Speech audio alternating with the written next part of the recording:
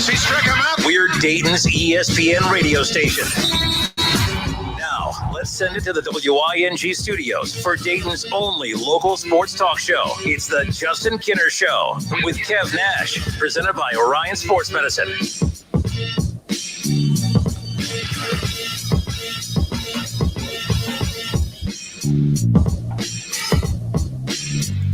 People were beginning to think that you weren't coming back.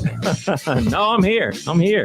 I'm back. The name of the show for the last week has been, it's the Justin Kinner Show with Kev Nash minus Kev Nash. It became like a math equation. But welcome back. How was your time off? Oh, man, it was awesome, man. We went to Chicago, first time being in Chicago. My first reaction to Chicago, especially downtown, this place is clean. You've been to New York. You know how New York smells. You know how New York looks. Smells like there's food trucks or food, whatever you would call it, in each corner. They call it street meat. That actually smells good. I mean, the whole city smells great to me. I don't mind it. I mean, man, I would just say this. You know how they like just throw trash out there on the sidewalk in New York and everything like that. Like, even restaurants, just garbage bags of trash. It's nothing like that in Chicago, man. It's a very clean downtown area, very huge downtown area. We did a ton. We took a boat tour. We went to the art museum, saw the portraits of the Obamas and everything like that. Did way too much shopping, bought a couple pairs of sneakers that I didn't need. So, the usual. Well, good. I'm glad you're back, and we are off and rolling here today on a Wednesday. It's the Justin Kinner Show with Kev Nash. A shout out to our sponsor, Orion Sports Medicine. And so much going on. The Simone Biles discussion, Aaron Rodgers discussion, NFL training camps kicking off. But I have to open up with what we've been waiting for, the Cincinnati Reds to show a little life. Not, yes, from a win-loss perspective, but the front office. We've been waiting for them to show a little life. We kind of wanted to see that they were going to look at this roster, that they were going to look at this team, they were going to look at where they're at within the standings and the playoff picture. And then I was curious how they were going to assess it, because to be fair, I don't think that this is a team that 7 games back you could say, oh man, if you just give them a couple bullpen pieces, they're World Series champs. I think they're at that weird situation. We talk about this in the NBA all the time. You may be a 7 or 8 seed in the NBA playoffs, and you may think, oh, man, you're a playoff team. But sometimes being a 7 and 8 seed could be the worst situation possible, because history tells you you're not going to win. I'm not saying you don't have a chance. We watched the Warriors, back in the day with Baron Davis, beat the Dallas Mavericks, the 1 seed. But that was such a huge deal because it doesn't happen. And I don't believe it's happened since then. It just does not happen. And with that being said, sometimes, yes, you want to fight to make the playoffs in the NBA, but when you do, that's kind of the worst situation, because the gap between the 1 seed and the 7 and 8 seed is significant. Mm-hmm. And it's like, sure, you've made the playoffs, but you're nowhere close to being an NBA Finals caliber team. And that means you've won a lot of games because you're in the playoffs, which means you don't have a premier draft pick. And now you're kind of somewhere in the middle. And that can be concerning. And I feel like from a baseball perspective, that's where the Reds could potentially be. I keep hearing people all the time say, man, the front office, they owe it to the fans to go make some moves at the deadline. Okay. Luckily, the Reds, with the moves that they've made today, which we'll touch on in a moment, luckily the moves that they've made today, the Reds really haven't had to sell the farm. I know that's that pun intended in more ways than none. They haven't had to sell the farm to get the 3 names that they did today. 3 decent, solid arms, and people keep saying, well, they're not that great of arms. Compared to what they had, it's a humongous upgrade. But they didn't have to give up a lot to get these guys. And I think that these are safe gets for the Cincinnati Reds, because the Reds are better now than they were 24 hours ago. That's a huge plus. Reds fans, be happy. But there was a lot of pressure on the front office to make some moves. And I was saying yesterday that had the Reds front office sat on their hands and did nothing, I would have actually supported that. Mm-hmm. I would have supported the Reds saying we are not going to sell the farm to go get some pieces to allow us to make the playoffs and be out in the first round. And then, we gave up prospects for rentals, and then they move on because they're not going to pay them anyways. Then you create an even bigger mess heading into next offseason, and then the domino effect of them trying to clean up that mess.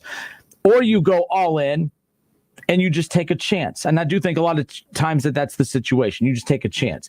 I don't believe the Reds are taking a chance right now. I believe that the Reds made a very smart decision. I believe that some people do owe the front office a little bit of an apology, not saying that they should be forgiven for the holes that the roster had coming in. But at the same time, I've said this on multiple occasions, No team is perfect. Every team, you could find 3 or 4 glaring holes that will keep them from winning a playoff series or a World Series. And the Reds, shortstop being the issue, bullpen obviously the issue, and I still think there's issues at depth in the rotation, but the biggest issue they needed to address is the bullpen. It's unfortunate they don't have a true shortstop, but I don't believe that's what's going to keep them out of the playoffs. What will keep them in or out of the playoffs will be how this new bullpen performs. So kudos to Nick Krall, kudos to the Castellinis for some of the magic that they've been able to pull off here before the trade deadline on Friday. The Reds also realized the importance of this too, because the Reds have traditionally always been trade deadline centric. They wait till the deadline. I joked with you before you went on vacation that when my boss asks me to do something and he gives me 5 days to do it, on the 4th day is when I will begin the project. It's not a great trait of mine. It's a flaw. But I will tell you, I got through college by pulling, I can't tell you how many all-nighters. I never did homework during the day, but I loved all-nighters. I love staying up all night. House is quiet. No one's texting me. No one's bothering me. No one's on social media. It's just a very calm, quiet time. That's how I got through college, is doing all my work at night. But it was also doing my work at night the night before it's due. So that's how I am, unfortunately. But that's kind of how the Reds were. The Reds would always wait till right to the final second of the trade deadline to pull the trigger on something. And that always frustrated me, because if Friday at 4 o'clock, when the trade deadline hits, if you make a trade at 4 o'clock or at 3:59 on Friday, what was stopping you from making that move 5 days prior? What was stopping you from making that move 2 months before? Because my big thing is they've needed bullpen help since April. All of April, all of May, all of June, and here we are heading into the final week of July. So for 4 months, you've had needs, and you wait till 3 days before the deadline to decide to fix it. I'm not really complaining too much, because it's not just the Reds that do that. It's, a lot of teams across Major League Baseball, and sometimes you may want to make a trade or move, but other teams aren't willing to move on from pieces yet because they need those 3 or 4 months to assess where they are at. But the Cincinnati Reds today, look, I really do like the moves that they made. Look, they added 3 very good bullpen arms, 2 very good bullpen arms, and a guy that I think that they took a little bit of a chance on. Hopefully they could turn him around. With the trade that they made with the Colorado Rockies, they were able to get Michael Givens. Givens 3-2 on the season with an ERA at 2.73.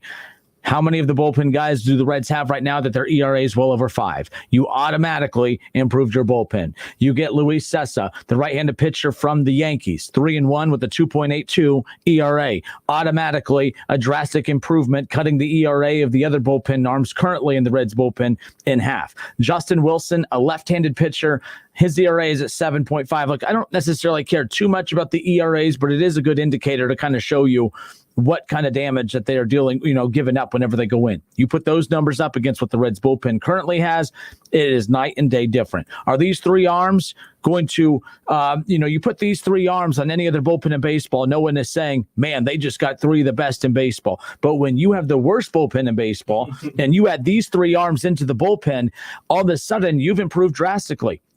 The Cincinnati Reds right now, as we currently sit here, trail the Milwaukee Brewers by 7 games. They are 52-49 with the worst bullpen in baseball. By improving drastically with the moves that they just made today and late last night, right now things are looking up. Because if you're 3 games above 500 and 7 games out of a playoff spot, out of winning the division, that is humongous. Because the main thing, your worst flaw is your bullpen. And that is officially not your worst flaw anymore. And I think that is good. And I don't think that the Reds are done. I think that the 3 moves that the Reds or the 2 moves with the 3 guys they brought in, these 2 moves that the Reds have made, they did that on the cheap side. They didn't have to give up hardly anything. They did absorb some money, but they didn't have to give up anything of significance from the farm system, which means they still have some of those chips if they really do need to go all in to get a Trevor Story. Maybe they go in and get a big name closer. Maybe the Yankees move on from Aroldis Chapman. Okay, maybe Washington, they're selling guys off left and right now. Maybe they go and try to reunite with Iglesias. I still think the Reds have one more big move up their sleeve. I don't know if it's a pitcher. I don't know if it's a batter or a hitter or a position player, but I do believe that the Reds have one more big move up their sleeve. I don't think you make these moves and just stop. I think that these will complement one big move that's coming, and I am curious what that is, and I am curious if it's going to happen. I would find this very underwhelming if this is the only changes that they made, because if these are the only 3 names that they bring in, what this feels like is happy now. And it doesn't feel like, okay, we're going all in. And correct me if I'm wrong, Reds fans. Does it feel like the Reds just went all in with these moves? I don't feel that way. I feel like I will get that vibe if they go get a Trevor Story or a big name shortstop, or if they go get another big name closer. Then I will tell you, okay, they've gone all in. As of right now at 3:12 this afternoon, I feel like this move is mainly happy. We addressed it. You happy now? And I'm just curious how this is going to look moving forward. Kev, your thoughts? The Trevor Story situation, they're going to have to battle the Yankees because they're involved with it, as well as the Giants. So if they really want him, they're going to have to give up something good for him. So what do you think? Because we already know the Yankees will just do whatever because they think every year they should be winning the World Series. So they'll throw whatever they have to get him. So I'm assuming that he's going to end up with the Yankees because the Yankees get with who did you ask about again? Trevor Story. Yeah, they're looking at a couple different options. They're looking at, the good thing is Trevor Story is the name that the Reds were looking at the All-Star break. Right. That's the name that the Reds have been associated with. I do still think there's some other options out there, but at the same time, I don't make a move unless it's Trevor Story or a big name shortstop. You don't just go bring in. If you wanted an average shortstop, you would have signed Freddie Galvis for $3 million after last year. So I don't think you make a move just to make a move. I think you make a move if you have a chance to get a home run guy, like no pun intended, but like, right. If you can hit a home run with this next trade, I think you go get a Trevor Story. It's either Trevor Story or nobody for the Reds to me, mainly because if you're going to go bring in just an average shortstop at this point, you might as well have kept Freddie Galvis from a season ago. I think that they're walking. That would be kind of walking in the wrong direction. I'd rather them go full steam ahead with the combo of Farmer, Kyle Farmer, and of course Eugenio Suarez, and just basically shortstop by committee at this point. I think they have enough firepower offensively with the run support. The bullpen's drastically improved now. And hopefully the starters can be more consistent down the stretch. But you're right. The Yankees, they're kind of a wild card here. Yeah, they're the team that everybody always takes a look at during free agency because it just seems like the Yankees will be willing to give up more to get what they want. And I wanted to ask you and Reds fans, what's too much? What do you deem is too much for Trevor Story? All right, that's what we're going to discuss. Again, it's the Justin Kinner Show with Kev Nash, the Cincinnati Reds. 3 new additions to the bullpen. Left-hand pitcher Justin Wilson, right-handed pitcher side. I want to open up the phone lines. And Kev, since you've been gone, yeah, that's a song, isn't it? What's yes. That? So we got a new phone line. Oh, we back? We got a new phone number. I think that's pretty cool. So the Justin Kinner Show with Kev Nash has a new call-in number, 937-518-1410. We're going to be beating this number into your guys' heads. 518-1410. Well, you will, because I'll end up saying the old one. 5-1, and the old one still technically works for the time being, but that will be taken away soon. So you might as well start using the new one and get used to it. 5, and I know how much society loves change and all. So 5, and I hate change, and I hate that we changed it, but we have to do it. 518-1410. 518-1410 is the number to call in. How are you Reds fans feeling regarding the Reds' recent moves, and do you believe that they are done? Do you believe that they are done making moves? Was this the Castellinis and Nick Krall just saying, here you go, I said, you wanted the bullpen fixed, we addressed the bullpen? Or do you believe that this is the first of one big move, the first move before a big move to close out the week? 518-1410. That's the number to call in and jump in on the conversation. I want to hear from your Reds fans. 518-1410. We'll take your calls when we come back. It's the Justin Kinner Show with Kev Nash, presented by Orion Sports Medicine. ESPN 1410 Wing AM weather. This afternoon will be partly cloudy, a high near 90. Tonight will also be partly cloudy, a low around 70. And tomorrow will be partly cloudy with a chance of showers and thunderstorms, a high near 92. I'm Pete Spivak for 1410 ESPN Radio. Weather is brought to you by Cullet Seal Coating, protecting the asphalt surfaces at your home, office, or commercial property. Introducing infrared patching, a new technology for your property. This service and more at culletsealcoating.com. Save now on Pro Essentials with Lowe's Pro Summer Savings. Save on select appliance special values. Plus, save an additional $50 when you buy 2 or more appliances, each price $396 or more.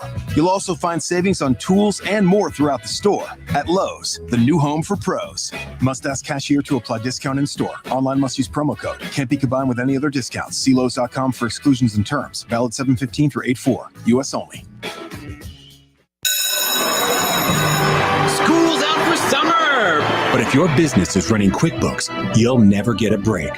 Their manual processes, integration difficulties, and glitchy delays will leave you scrambling for the numbers you need.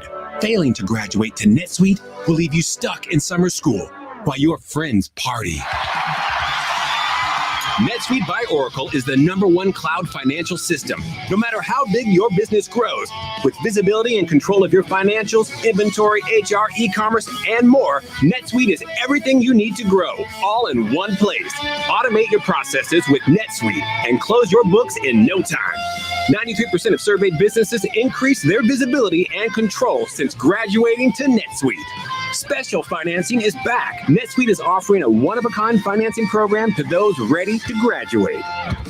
Head to netsuite.com/radar right now. netsuite.com/radar. netsuite.com/radar. There's something special about a sit-down family meal together. At Lee's Famous Recipe Chicken, we couldn't agree more. That's why we're making it easy with our 8-piece family meal for only $22.99. Enjoy a classic family meal without the hassle. It includes 8 mixed pieces of Famous Recipe Chicken, 2 large sides, and 4 fluffy biscuits. At Lee's, making your family's meal special is what we do best. Get a home-style meal made easy with our 8-piece family meal for only $22.99. Only at Lee's. Famous for chicken.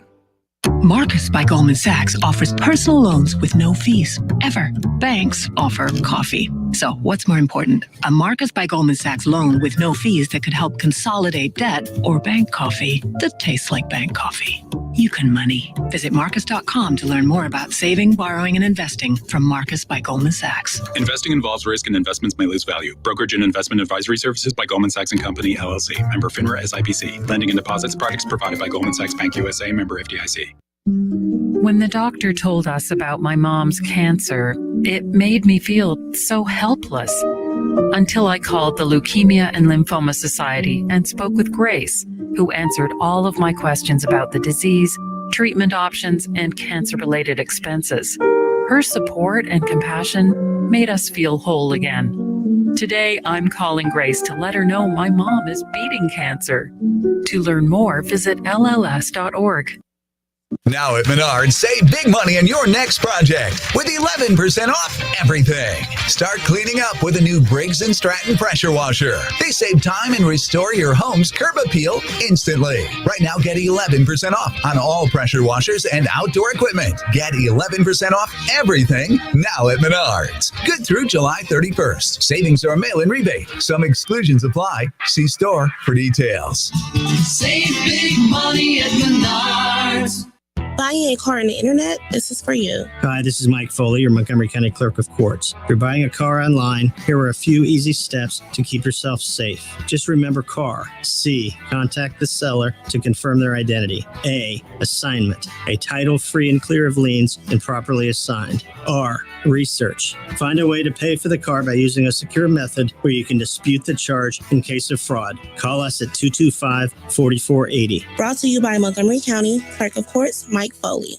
Hey there, it's CBS News business analyst Jill Schlesinger with an inside track on a company that could save your family over $800 a year on a basic service everyone needs, H2O Wireless. If you're with Verizon, AT&T, or T-Mobile, H2O Wireless gives you the exact same coverage as one of those, but at half the price. That's right, H2O Wireless uses the same network, same towers. You can even keep your phone and number because switching is as easy as swapping a SIM card. Right now, get unlimited talk, text, and 15 gigs of data for just $36 a month. And if you want a new phone, H2O Wireless has huge savings on the latest iPhones and Androids. Here's what you need to do. Pick up your phone and dial pound 250 and say keyword get H2O. When you do, you'll save 50% off your first month. Again, dial pound 250 and say keyword get H2O, and your family could start saving over $800 a year today.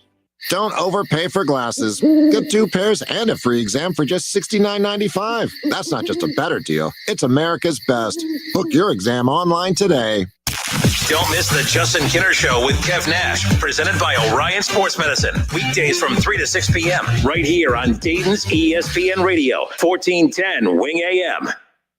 Picks up his dribble, quick back to Kufis. Kufis handoff back to Kraft. 8 seconds to go. Kraft with the ball at the top of the key, being heavily guarded by Smith. Kraft going to dribble and kick it out to David Lighty. David Lighty to close out the first half. Buries the 3. So Crawford will take the ball, side that out of bounds in front of his own bench. 26 seconds on the shot clock. Peyton trying to cut to the bucket. It's deflected. David Lighty coming away with the steal. David Lighty going to keep his dribble alive up the baseline. Finds Shannon Scott. Shannon Scott right back to David Lighty for a nice lay-in. Mabunga opting not the outlet pass. Finds Diebler quickly. Diebler with an extra pass to Woods in the corner. And right now it's raining threes here at the Cavelli Center. And just like that, the Buckeyes have extended the lead to 10. That's going to be a steal by Ledbetter. Shannon Scott steals it right back. Shannon Scott gets it to the corner. William Buford takes the 3. And the Buckeyes put an end to the money team run. David Lighty on the left wing. David Lighty trying to get the ball to Jeff Gibbs. He gets it. Jeff Gibbs being guarded by Ledbetter. Jeff Gibbs to his left shoulder. Going to spin. Fake spin. Go up. Kick it right back out. William Buford has 7. Make it 10. It's the TBT on WING, right here on 1410 ESPN Radio. All right, welcome back. Justin Kinner, Kev Nash hanging out with you here on a Wednesday. That's right, the TBT on WING. We're officially done with that. What the hell? Red Scare and Carmen's Crew. Their TBT run shorter than we had wanted. Wanted it 2 games for Red Scare, 3 games for Carmen's Crew. But UD Arena, they were really counting on Red Scare or Carmen's Crew. Get it? The UD Arena going to look like the Nutter Center. I mean, I don't know. I hope that's not the case. The TBT is one hell of an event, and the Cavelli Center was a perfect venue for the regional rounds. But man, I was really looking forward to watching either UD or Carmen's Crew out at the arena this weekend. But man, really good games. The good game last night. So let's see. It's July. Yep. Since March, I have called 2 of the most epic collapses that I've ever witnessed live. Thanks, man. Wright State, when I was on the radio call for that back, I believe in March, it doesn't really matter, but towards the tail end, the conference tournament, 24-point lead with 6 minutes and 15 seconds to go, and they lose. 18-point lead for Carmen's Crew. I mean, I'm already texting people like, I had people text me, hey, where do we get tickets? Where do we get tickets for, UD Arena and Carmen's Crew? And I'm like, I jinxed it. Yeah. I jinxed it.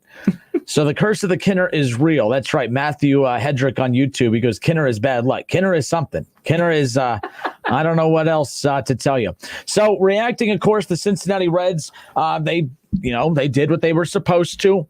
7 games back of the division. They had a need. Their need was bullpen, 3 new bullpen arms. And we still have, well over 48 hours before the trade deadline. On Friday, I still think that these 3 moves are a couple softer moves before one big move. At least I hope that's the case, and I think you as Reds fans hope that's the case as well. So David M. on YouTube, he says, to be honest, I was bracing for them to be sellers in the next couple of days at this point before last night's first domino. And then he said, look at their recent history, Justin. Other than Bauer, what big-name players have they been aggressive and brought in? Well, David, the only reason that they're in position to win this division is because of the big name players that the front office brought in.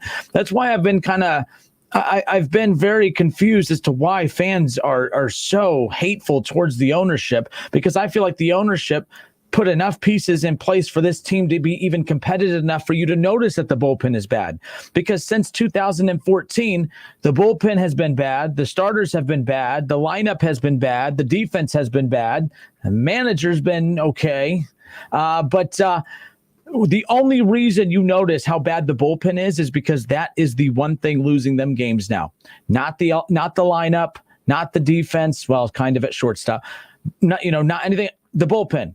Had they had this bullpen from the very beginning, they're leading this division. I have no doubt about it. So my big concern or question mark has always been the weird hatred towards the Reds front office for being angry at them about the bullpen, when my thing is, for the last 6 years, you haven't even noticed that the bullpen has been bad because the bullpen was bad, the starters have been bad, the lineup has been bad, the defense has been bad.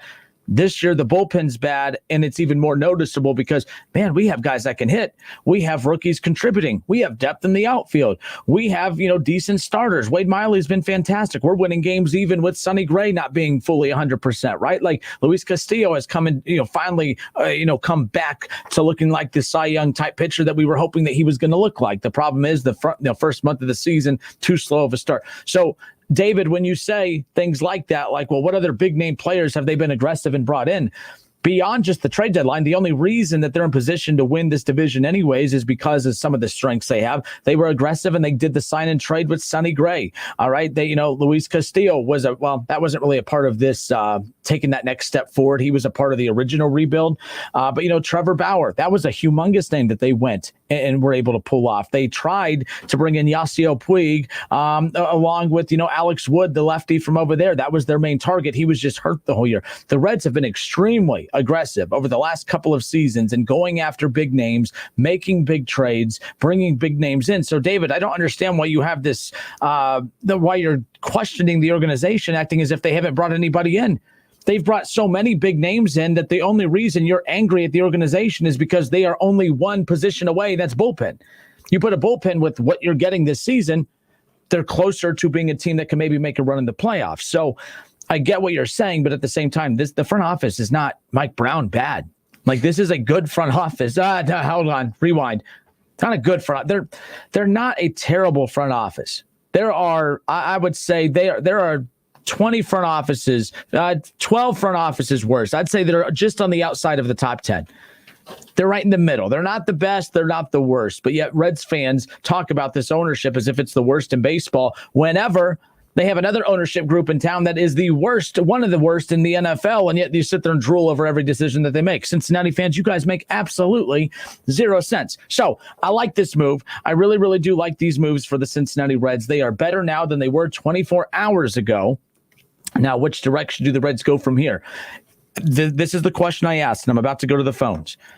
I had asked mainly, okay, are these three moves? Here's how I feel about these three moves. For one, yes, they're better than they were 24 hours ago. But these three moves right now, if the Reds do not make any other moves, it feels like the Castellini said, happy now? We addressed the bullpen. You guys wanted us to address the bullpen here. Fine, we're better now. That's how I feel about it as of right now. Here's how I think I'm going to feel by the end of the week. I think I'm going to feel like this team's going all in. And I think that this team has one more big move left in them. And I think that this was just the beginning. I think, three solid bullpen arms. Maybe they go get a legitimate closer. I don't think the Cubs are going to give up Kimbrel within the division. I'd be very surprised if they do that. But there's still, you can go get Iglesias. You could still go out and get Chapman too. You can reunite with one of those two. I mean, you add a Chapman to bookend these three arms you just brought in with Sims, with Antone. Now all of a sudden we went from the joke of the league, and when it comes to the bullpen, to, man, this is a very, very good bullpen, right? But I do believe there's one more move left in the Reds, and maybe it's Trevor Story. Maybe it's a big-name shortstop. But either way, this team is better now than they were at this point of the show yesterday, and they are much more equipped to complete this 7-game comeback out of the division to win the division or even potentially the wild card. So that's kind of where I'm at. With that. So 518-1410. Remember, that's the new call-in number for the Justin Kinner Show with Kev Nash. 518-1410. Let's get it going. We got Ed waiting for us. Ed, how are you, sir? Ed, you there? All right, Ed, give us a call back. We'll get you back to the front of the line. We have some more calls coming in that we'll get to coming up here in just a moment. But you had asked, too, about, the Yankees. And, how much is too much to go after a Trevor Story.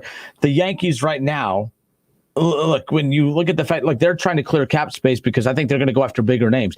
They weren't pleased with the bullpen that they had. Right. Like, again, it's so funny because the Reds bullpen is the worst in baseball. The Yankees have about a middle of the pack bullpen, and they want to make their middle of the pack bullpen a top 10 bullpen. So they got rid of their middle of the pack guys. The Reds take the middle of the pack guys. The Reds feel like they're about to win a World Series with the Yankees middle of the pack guys. The Yankees felt they were too good to have those middle of the pack guys, and they're rearranging money to go get legitimate arms. Kimbrel will most likely be a Yankee. That's how this works. All right. Who knows how this is all going to work, but I do find it very interesting as far as that goes. And again, the Yankees could also go after Trevor Story as well. It'll be interesting to see what they do. But 518-1410, and that's the number you can call in to jump in on the conversation. But very interesting moves from the Cincinnati Reds.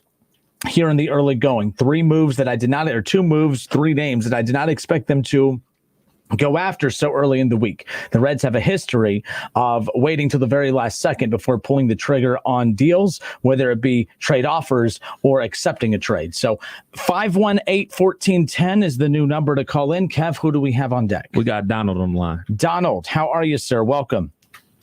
Good. I'm just glad. I'm in my route truck. I hope it's not too loud, but I'm just glad to hear you kind of stick up for old Castellini. I'm from Cincinnati, Brightville originally. I live in the Dayton area now, but I was a union laborer and helped build both the stadiums, the Paul Brown and Great American, and just a lot of passion for the game, and I'm glad to hear you sticking up for him. Well, look, I don't think that he's perfect, but I also, with the way Reds fans talk about him, I mean, the hatred spewed his way about this bullpen. I'm thinking the bullpen's been bad for a long time. The only reason you're noticing it is because the Castellini's brought in enough talent to fill the voids in the other holes that you're running out of holes to complain about, and this is the most glaring one.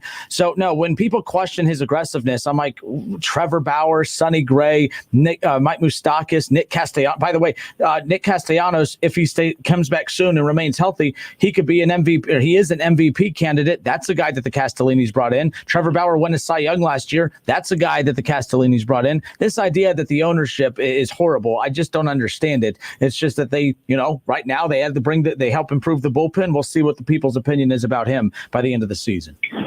Yeah, I agree exactly, and I think they're a very exciting team to watch. Or with their hitting, and then especially when Sonny Gray's on, or the other guys, he's got great movement. When all of them have bad days, but it's been a fun season for me, and I hope it keeps going. I was so glad to hear him buying, not selling. Yeah, and to be honest, I didn't think, I talked about this yesterday. I said, everyone keeps saying, man, is this team, are the Reds going to be buyers or sellers? I said, I don't think they're going to be buyers or sellers. I thought that they would just kind of stand pat. I thought that they would just say, hey, these are the guys we have right now. We're not willing to invest into anything. We want to wait till the offseason to take a full glance of the landscape of Major League Baseball and see what's out there. I would have supported that. It wouldn't have been my favorite option, but I would have supported it because not every move is made just for the next 3 months. It's made big picture. And I think that these moves they made help big picture, and they also help in the immediate future as well. Yeah, I've been a long-suffering fan. Heck, our theme song is a Journey song, "Don't Stop Believing." So you got to keep believing. You can replace believing with drinking. How about that? Yeah, it could be worse with the. I'm a long-suffering Bengal fan too, and with Mike Brown's done it, nothing compared to Castellini. So Mike Brown, Castellini, who's the better owner? Oh, Castellini by far. There you go. I like you, Ed. Yeah, but I do listen to you. I flip back from WLW because I'm a Cincinnati fan. But I got to admit, though, on the biased part of you on the Browns, sometimes you can sound a little childish on there sometimes. But well, hold on, Ed. We had a good thing going. Ed, you're cutting out. Fan. Ed, I can't hear you. What? I didn't hear that. All right. I'll let you go, but I appreciate you being a fan, and I love your show. Hey, thank you, Ed. You take care. Go Browns. All right, bye. Go Bengals. I'll give him a hoo-day. He listens to 700 WLW, the big one, and he actually switches over from that to tune into our show in the afternoon. So he deserves a hoo-day. I will give him a hoo-day. So hoo-day. I appreciate Ed switching from 700 WLW to tune into the old Justin Kinner Show with Kev Nash weekdays from 3 to 6. We appreciate you. I do appreciate Ed.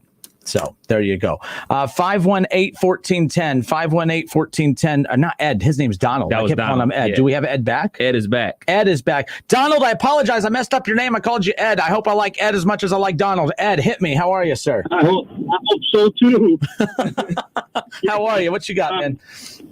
Justin, this is the Ed that gave you the Marty Brenneman tape. Oh, yes. With the Marty Brenneman calls. Yes, I remember. Yeah. Well, anyway, the Reds.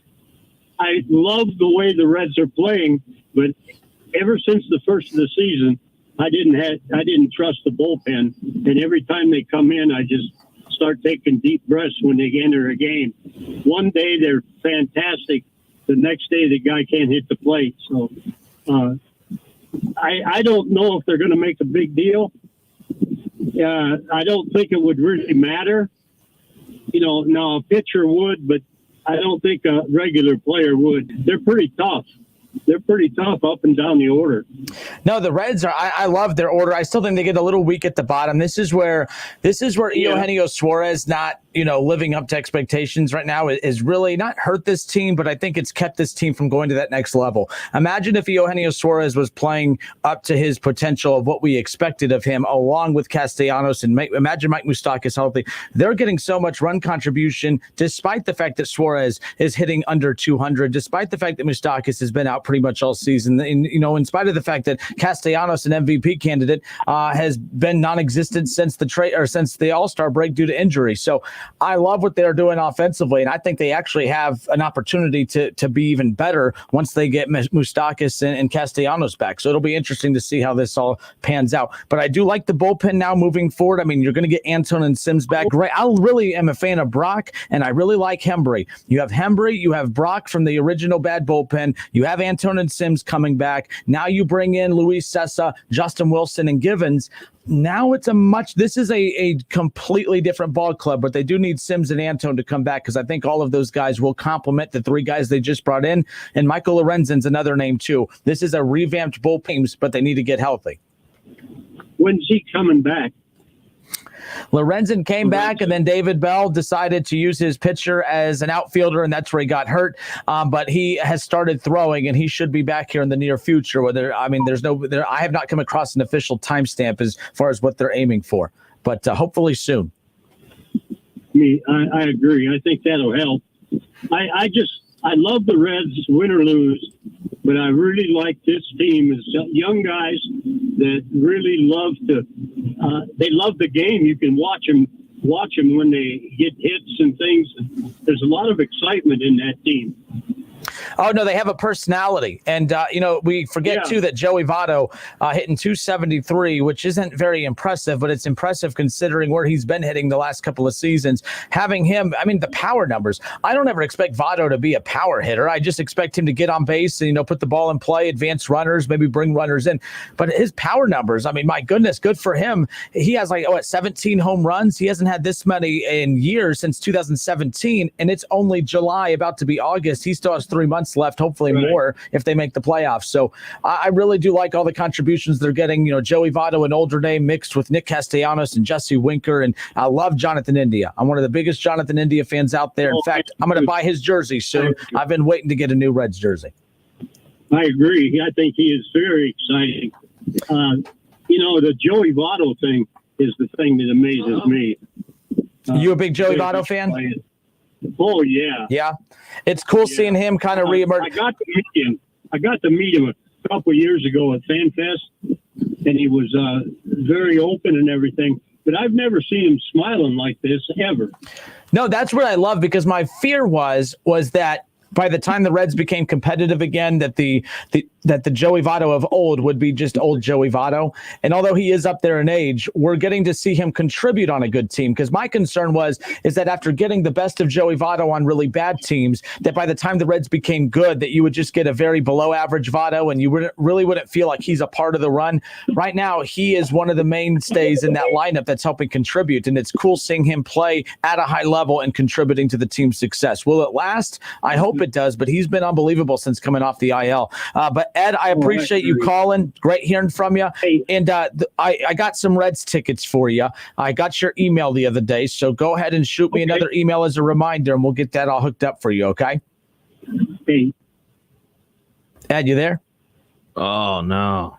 Ed, shoot me an email, man. I appreciate it. Good hearing from Ed. Ed's a great guy. I appreciate him listening. Ed, he came in once. He had a Marty Brenneman. It was the best of Marty Brenneman, some of his best calls. So I think he brought it in on a CD. Really cool. Got to pull some of that off. But hearing the passion that Ed has for the Cincinnati Reds, I'm happy for him getting to watch a contending Reds team, because so many people are talking about how, we're going on 30 years since they won, not going on. We're over 30 years since they've won a World Series. Yes, we would love to see them win the World Series, but I just want to see them first step get into the dang playoffs. And this team is a joy to watch for a lot of Reds fans, a longtime Reds fans at that. Appreciate Ed, appreciate Donald, and appreciate having the phone lines again. It's great hearing from some of the listeners. 518-1410. That's the new number to call in and jump in on the conversation. 518-1410. We'll be back in a moment. The Justin Kinner Show with Kev Nash, presented by Orion Sports Medicine. Listen, stream, watch. It's the Justin Kinner Show with Kev Nash, right here on Dayton's ESPN Radio, 1410 Wing AM. Want to hear something amazing? Discover matches all the cash back you earn on your credit card at the end of your first year, automatically, dollar for dollar, with no limit on how much you can earn. Extra cash? Come on, how amazing is that? In fact, it's even more amazing when you realize all the places where Discover is accepted.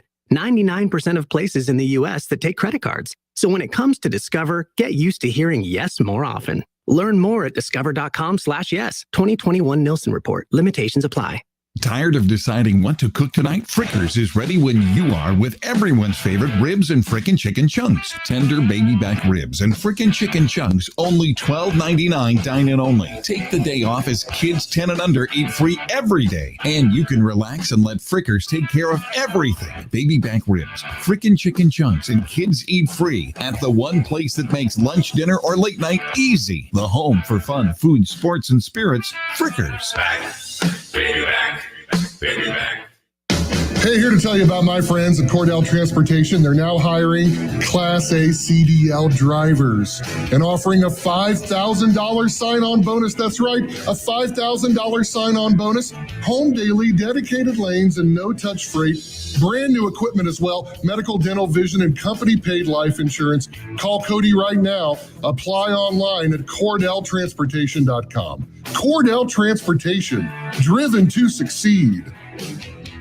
Are you involved with a school or charitable fundraiser that holds an auction, bid and buy booth, or a raffle to raise money? Many of the most popular items at auctions or booths are autographed sports memorabilia items. How can you get great items in your event? Call Adam Walter at Sports Investments. Sports Investments has a consignment program for fundraisers that has provided outstanding items. You select items that are proven sellers, including autographed pieces from Tiger Woods, LeBron James, Joey Votto, the Big Red Machine, the Bengals, the Browns, UC, XU, UK, NKU, Dayton, Louisville, Notre Dame, and Ohio State. Sports Investments consigns the items to your group at a highly discounted price. And when they sell, you keep the profit. You don't pay anything in advance. And if something doesn't sell, you simply return it. You'll enjoy the experience of dealing with the Walter family. Call them at 513-891-5000. Email Adam at sportsinvestments.com or visit them on Montgomery Road, right off I-275, just 40 minutes from WING.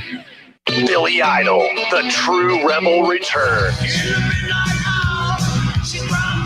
Billy Idol, live 2021, featuring original guitarist Steve Stevens. August 3rd, Rose Music Center at the Heights. On sale now at Ticketmaster.com and the Rose Music Center box office.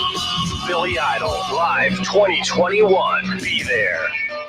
Listen to this station anytime, anywhere on Odyssey. Odyssey is your new audio home for all the music, news, sports, and podcasts that matter to you. Odyssey. That's AUDACY. I struggled with symptoms like frequent gas and stomach pain for years. I was bloated all the time with daily diarrhea. At first, I thought it was what I was eating. I kept thinking it was stomach issues. So I did my research and talked to my doctor, and we finally uncovered the truth. It was actually EPI. Exocrine pancreatic insufficiency, or EPI, is a condition where your pancreas is unable to help break down your food. It can lead to symptoms like diarrhea, gas, bloating, stomach pain, unexplained weight loss, and oily stools. And EPI symptoms can be confused with those of other common digestive conditions, like irritable bowel syndrome, Crohn's, and celiac disease. So getting to the right diagnosis meant being more open with my doctor about the severity of my symptoms and how often they were happening. But there's good news. EPI is manageable, so don't wait any longer. Use the symptom checker at identifyepi.com and schedule a visit or call with your doctor to ask, could I have EPI? Sponsored by AbbVie. Goodyear believes in the power of moving forward. No matter if it's on the track, the court, or the field, movement makes us want to be more. It pushes us to go further, to show the world what we can do. Movement has the unique ability to change our perspective, to challenge us, to work for a better tomorrow. Movement can even bring us together when we're still. Because if we're focused on the next move, we don't have to worry about what's behind us. Goodyear, more driven. 5G is here, but the big carriers want you to sign a pricey long-term contract to get in on the action. Well, no more, because Straight Talk Wireless has rolled out 5G coverage nationwide, with plans starting at just $35 a month with no contract. And get a Samsung Galaxy A32 5G for only $299, all on America's best networks. 5G coverage, 5G phones, less money. Straight Talk Wireless, no contract, no compromise. 5G capable device required, actual availability, coverage, and speed may vary. Hi, this is Sales Manager Jason High of Germain Honda of Beaver Creek, personally inviting you to take advantage of the 0% financing on the Honda HR-V, Passport, and Pilot. Germain Honda has over 200 new Hondas to choose from, including the redesigned 2021 Honda Ridgeline and the 2022 Honda Odyssey, plus over 30 of the brand new 2022 Honda Civics to choose from. Now that's a selection no one else in the region can claim. Route 35 just east of 675 between Xenia and Beaver Creek. Germain Honda, Beaver Creek, the right car, the right price, the right way. Don't wait to get a new job. Express Employment Professionals is hiring for more than 35,000 jobs. Find your local Express office at expresspros.com or on the Express Jobs app. The Reds are on the radio. Every hit, every strikeout, every Reds victory. You can catch all of the action all season long right here on Dayton's home of the Reds, 1410 ESPN Radio. You wanted to see me? Yes, please, have a seat. So here's the thing. When this company brought you on, we took a chance on you. You didn't have that 4-year college degree we typically look for. Right. But we gave you a shot anyway. And since then, you've worked incredibly hard and given it your all. Thanks. You've been an important asset to the team, but I don't think you can be an intern here anymore. We want to hire you. You're serious? Absolutely. Find your next great employee. Introduce yourself to the Grads of Life. Who are they? Talent worth knowing about. Young adults of unique determination and experience. An ideal fit for your company in an entry-level position, internship, or even mentorship. They might not have every qualification you typically look for, but they're exactly who your company needs. I won't let you down. I know. Don't miss out on a resource many innovative companies have already discovered. Go to gradsoflife.org to learn how to find, cultivate, and train this great pool of untapped talent. Brought to you by the Ad Council and gradsoflife.org. Attention men under the age of 35. You know what really impresses the ladies? When a guy has a few drinks and later gets pulled over for buzz driving.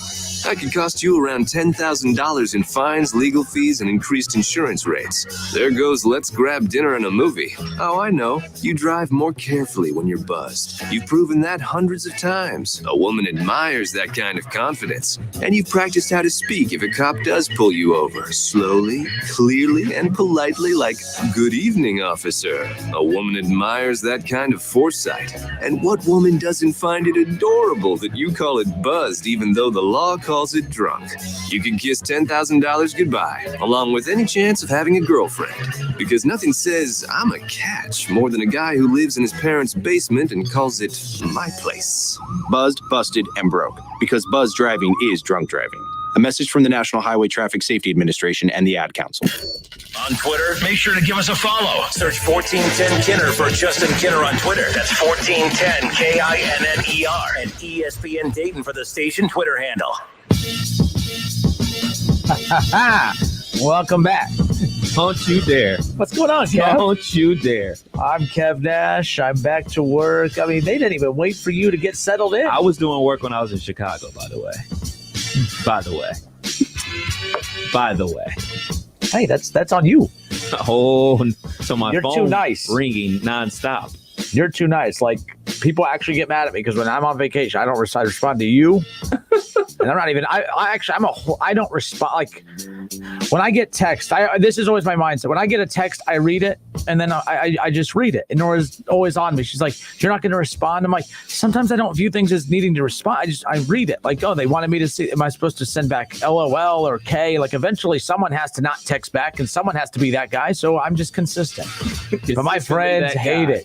My friends hate it. There was one time I had the nerve to complain that someone didn't text me back, and my buddy said, he goes, "I might, if my leg wasn't hurting, get up and just go slap the hell out of you because you are the worst person at texting back." I don't text people back, not to be rude, or I'll respond days later because then. Oh, that's the worst. That's even worse. But like I always say, hey, I got yours. Well, a lot of times, and I'm telling you what, Our salespeople do it all the time, and my friends do it all the time. And I don't know who I get more mad at for doing it, because my salespeople should know we're on the air from 3 to 6, and our friends should know we're on the air from 3 to 6. But it does seem that the only time that my friends or salespeople want to talk to me is weekdays from 3 to 6 p.m. Hey, real quick. Yeah. Hey, listen, I know you're on the air, but what? I'm on the air. What do you want? Like, and then they say, well, you didn't text me back. Well, anyways. All right. So the Reds have been busy here just days ahead of the Major League Baseball trade deadline, which is a breath of fresh air. The Reds, I thought about it. With the names that they just added today, and I'm a big fan of the names that they added. Again, they bring in Sessa from the Yankees.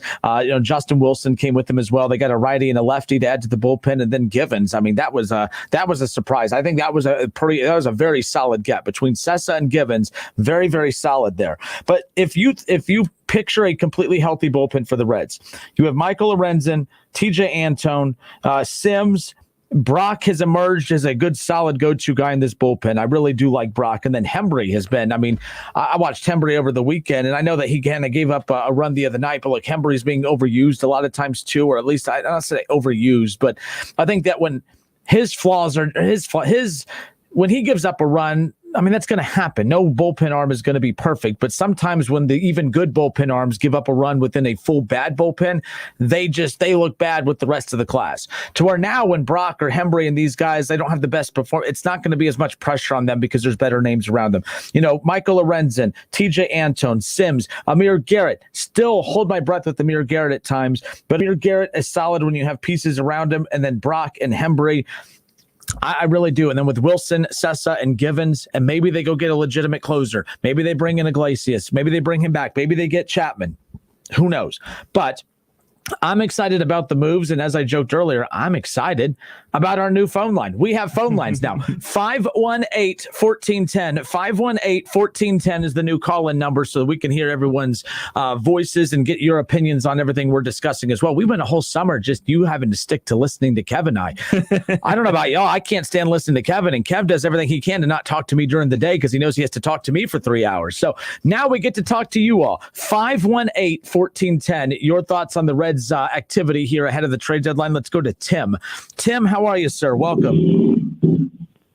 Hey, first of all, congratulations. You might want to thank Thomas Edison for the phone lines. That's awesome. Right?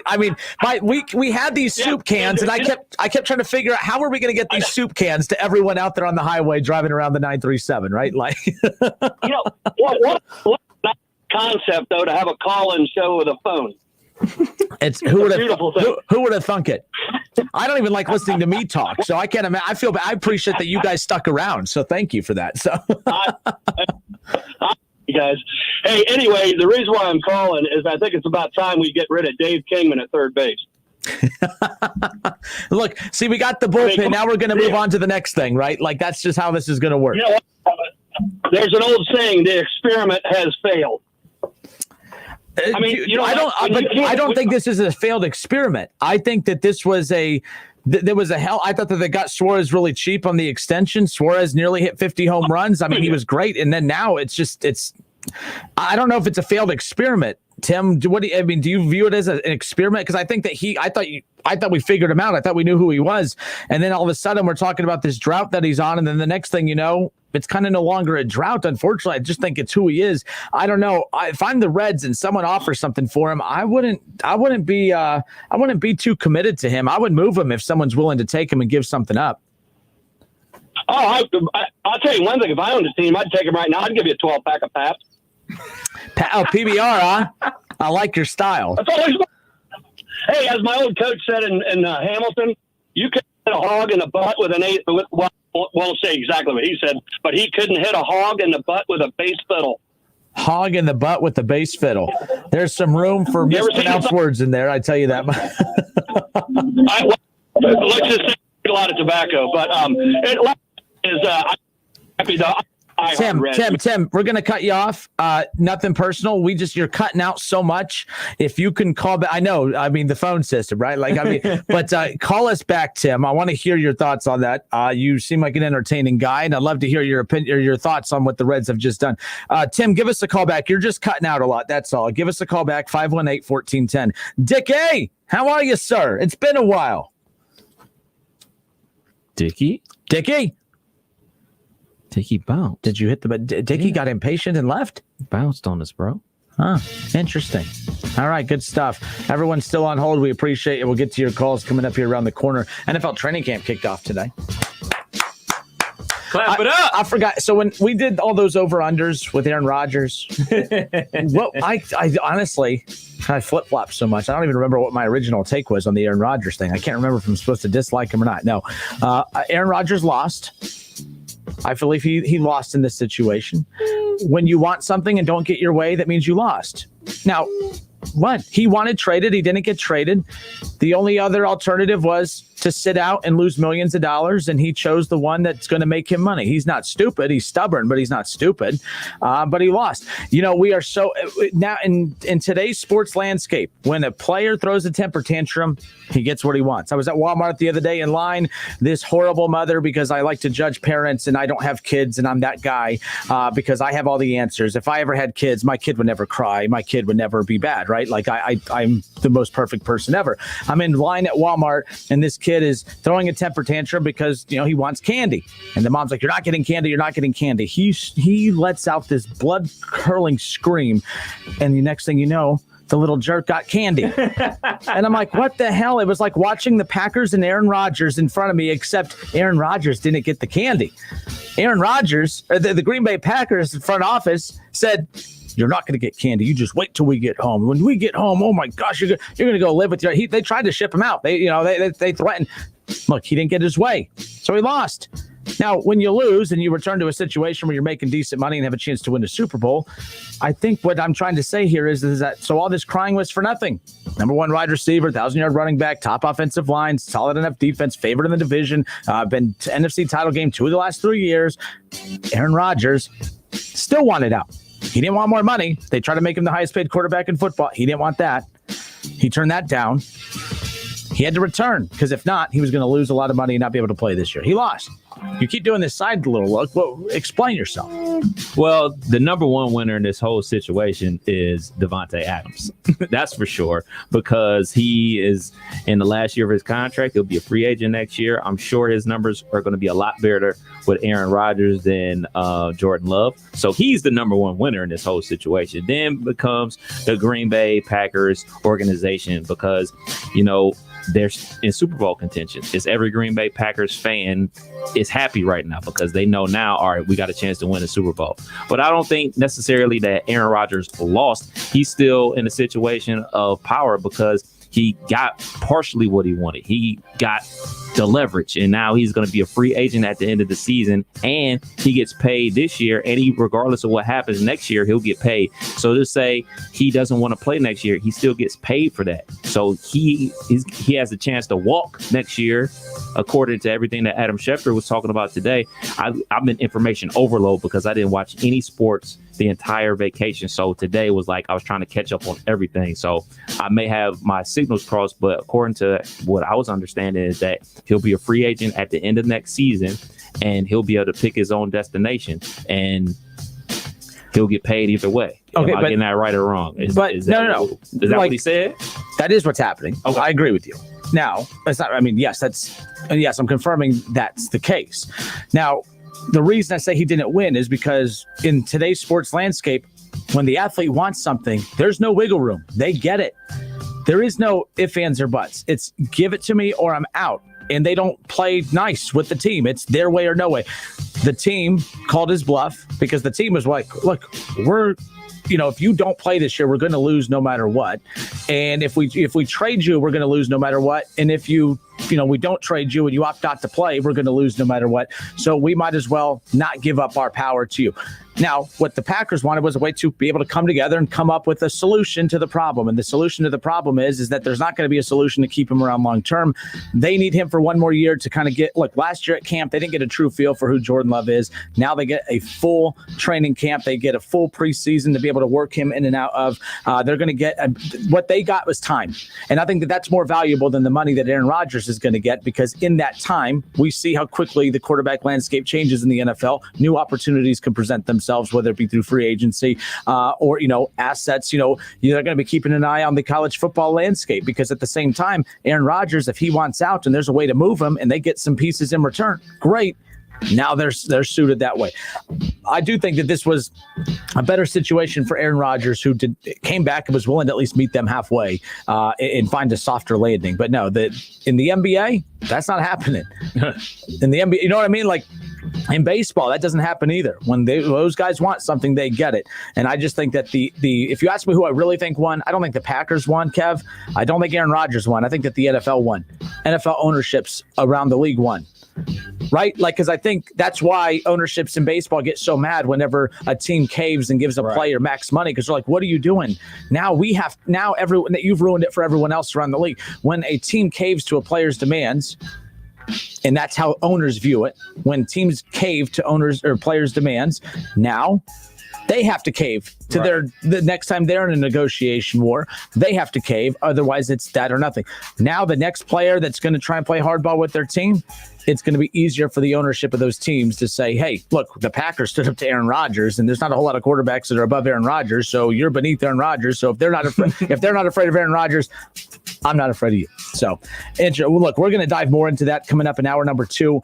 We caught up with Jay Morrison, Bengals beat writer with The Athletic. I caught up with him just a few days ago. NFL training camp kicking off today. He had a lot of interesting behind-the-scenes takes on kind of what's going on heading into camp, heading into the 2021 season. Joe Burrow, how much are they going to utilize Joe Burrow in camp? He caught up with Mike Brown. Mike Brown, the owner, caught up with, addressed the media for the first time since 2019. A lot of really good stuff from Jay Morrison. We have that coming up next, and then we'll get back into the Reds conversation. I see a lot of Red stuff and messages coming in. Real quick, nope, I got to be patient. I'll get back into the Red stuff coming up in a moment, but I am excited about that. Hour 2 coming up next. It's the Justin Kinner Show with Kev Nash, presented by Orion Sports Medicine. WING 1410 Dayton, Dayton's ESPN Radio. Doing it yourself doesn't have to mean all by yourself. With the Home Depot as your partner, doing's never been easier. You can pick up skills online in a virtual workshop. Pick up what you need fast from easy in-store pickup lockers. Even have it delivered same day. Oh, and if you don't have time to tackle a project, our home services can do it for you. This is doing like never before.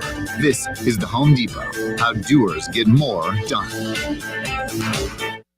5G is here, but the big carriers want you to sign a pricey long-term contract to get in on the action. Well, no more, because Straight Talk Wireless has rolled out 5G coverage nationwide, with plans starting at just $35 a month with no contract. And get a Samsung Galaxy A32 5G for only $299, all on America's best networks. 5G coverage, 5G phones, less money. Straight Talk Wireless, no contract, no compromise. 5G capable device required, actual availability, coverage, and speed may vary.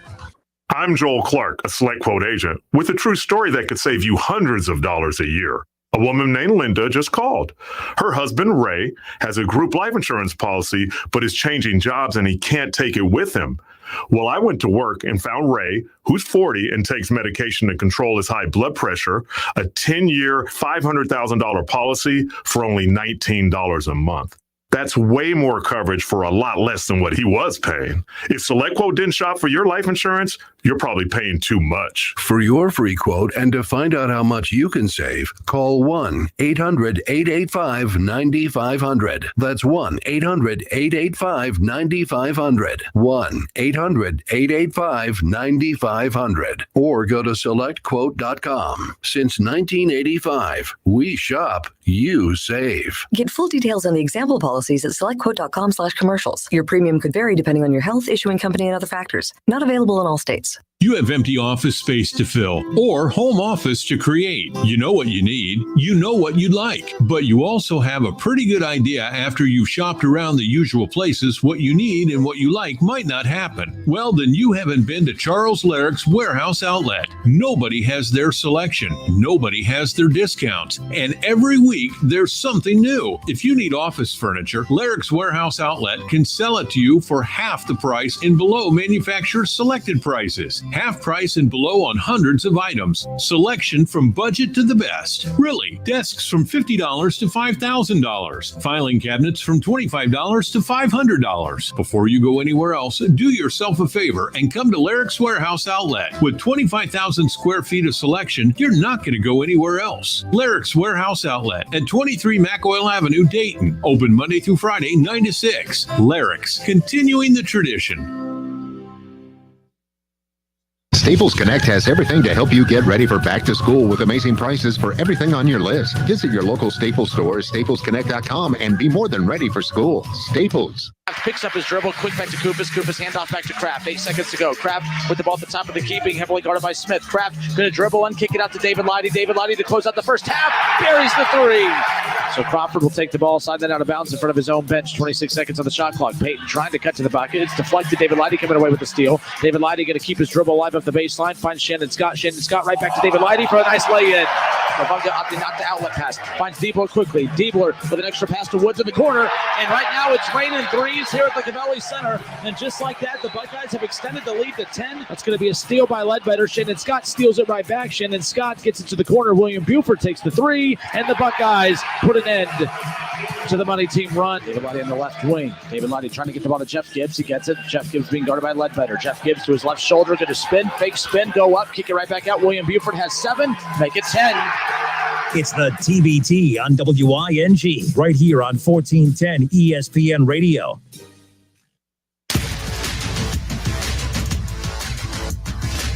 Justin Kinner, Kev Nash, back with you here on 1410 ESPN Radio. The Justin Kinner Show with Kev Nash, presented by Orion Sports Medicine. NFL training camps officially getting underway today, and of course, that's pretty much what all sports media shows are today. It's either radio sound bites of press conferences, or if you're watching a show, it's clips of guys walking into camp. If you're on social media, it's pictures of guys walking into camp, and I can't tell you how excited I am about that. But Bengals camp officially underway today as well. Earlier this week, just a few days ago, we had Jay Morrison on. Jay Morrison covers the Cincinnati Bengals for The Athletic. We discussed the outlook for the Cincinnati Bengals heading into the 2021 season. Joe Burrow officially healthy and ready to go.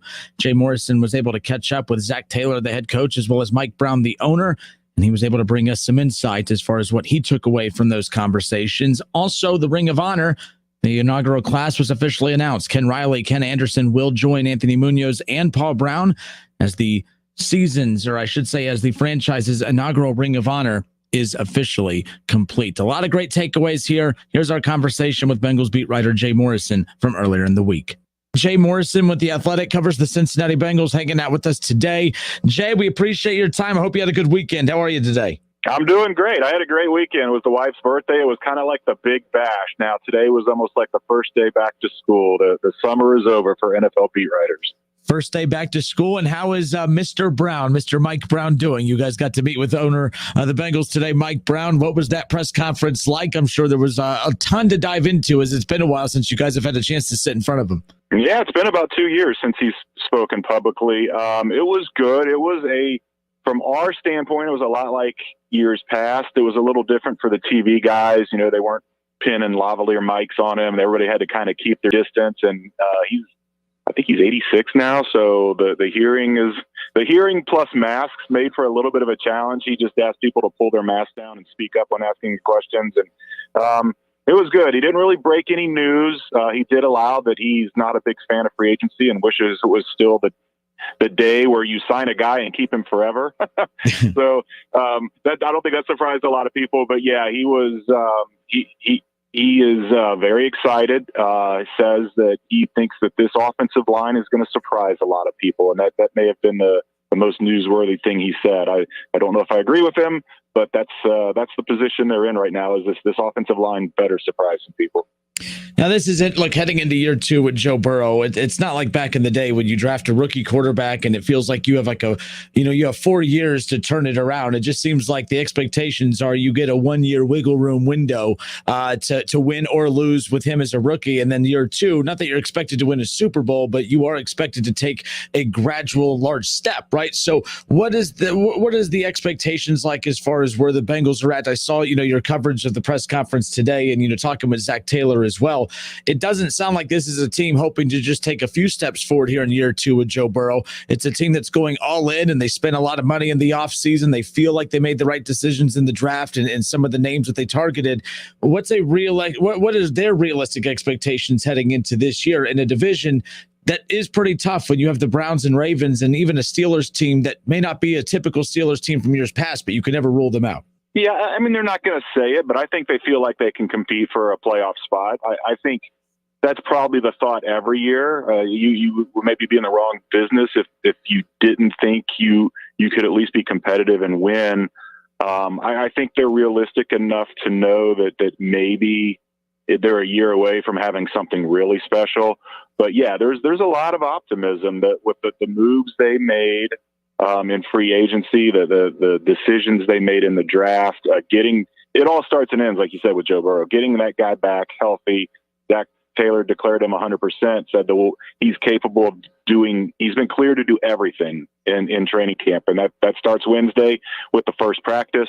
In OTAs, it was kind of kid gloves. They didn't put him under center. They didn't even put running backs in the backfield because they didn't want any kind of slip up where somebody would mix up feet with him or trip him or anything like that. That all goes out the window now. It's going to be 11 on 11, Joe Burrow under center, regular offense, and he's going to test the confidence he has in that knee with traffic around him. He's not going to have a live pass rush or anything, and we're probably not going to see him in preseason games, but we're going to see progress from what we saw in OTAs to what we see him doing in training camp. Now, look, the offensive line, always the main point of conversation when it comes to this team, mainly due to the fact that it's the biggest concern, or at least one of the bigger question marks. I know that they addressed it. They had Riley Reif in the offseason, of course, and then they get Jackson Carman, in the draft. And, then recently they went ahead and they've added, a couple names as well over the last week or two. Why now did they add a couple of these names? I know there were some concerns about Trey Hopkins. I know some of those rumors have been put to rest, that it sounds like everyone, at least from the offensive line standpoint, Jay, is very healthy heading in, that these moves were just done for depth purposes. What can you speak on about that? Yeah, that's what they are. And they have 16-man practice squads again. So, you have guys that you're using as camp bodies in training camp to just kind of take some of the workload off of some guys. And if they show well, you keep them around on the practice squad and continue to develop them. But none of these guys that they're working out today or that they've signed recently are going to be in the mix for, starting jobs. Obviously, they may not even come in play when it comes time for the final 53. But, Trey Hopkins was not on one of the injured. He wasn't on physically unable to perform. That means he's good to go. When he tore his ACL in the final game last year, which was January. That's amazing that he's ready already. But at the same time, you don't want to throw him in there and give him 100% of the reps of what he would normally be if he was coming off a healthy offseason. You got to be smart with these guys. So anytime in camp, I think we might see him add a wide receiver or two also. And it doesn't mean that those guys are going to compete for the 53, but it's just to take some wear and tear and off the legs of the wide receivers. And we all know what summer's like in Southwest Ohio. Those practices can be brutal. The more bodies you can get out there and kind of space out the workload, the better. One big announcement, too, that was made recently was the extension for Sam Hubbard, 4 years, $40 million extension. I think that was everyone was expecting that. But again, just more attention being given to that defensive side. I mean, when you look at the money that they've spent on the defensive side of the ball the last 2 years, that's clearly the side that they're feeling like, look, even with some of the question marks at a lot of other positions, even on the offensive side, defense is where they're going to turn this around the quickest. Just speak on what this move means for the franchise moving forward. I know Zach Taylor had nothing but praise for Sam Hubbard, obviously, otherwise they wouldn't have given him this extension. Yeah, not just Zach, but Mike Brown, Lou Anarumo, the defensive coordinator. I mean, since the day, even going back to the Marvin Lewis regime, since Sam Hubbard got here, he has been just a model player. He does everything the right way. He doesn't have an off switch. He is constantly going hard. They love everything about him, and he has really stepped into that leadership role. And that gets noticed in a locker room when you draft a guy and see him do everything right, and you reward him with a big 4-year, $40 million contract. It lets guys know that, hey, if I work hard, I do things right, they're going to take care of me here. I think we're going to see Sam Hubbard be a captain this year. And it was really, it's a great deal for him, but he's not resetting the market for defensive ends. It just made sense for the Bengals, made sense for Sam. The big piece now is Jesse Bates. Where do they sign him? Is he going to be, by the time this training camp is over, is he going to be the highest paid safety in the league? I think that's his goal. I think the team knows that's what they're going to have to do to keep him. That's going to be the one. I think that the Sam Hubbard one was a kind of a rubber stamp. The Jesse Bates extension is going to be the one that's going to really be interesting to follow over the next 6 weeks. Now, again, I mentioned all the money that they've spent on the defensive side of the ball. I mean, the expectations for that defense are to be vastly improved. I know, so much attention is given to the offensive woes or the offensive line woes, but defensively, this team has not really had a whole lot to brag about over the last few seasons. The expectations for the defense heading into this season is what? I know all the attention's on the O-line and Joe Burrow, but the defensive expectations are what, in your opinion, heading into this season? Well, improvement for sure. I think it's the Lou Anarumo pointed it out today that, the last couple of years, they've been so thin on defense that when you put a certain package on the field, the offense knows exactly what you're going to do. And they've got to a point now where they've got guys who are not only better players, but are more versatile, and they can throw things. You can keep the same guys on the field and throw different looks at the offense. And that you're really kind of playing from ahead if you're able to do that. So that's what he's most excited about.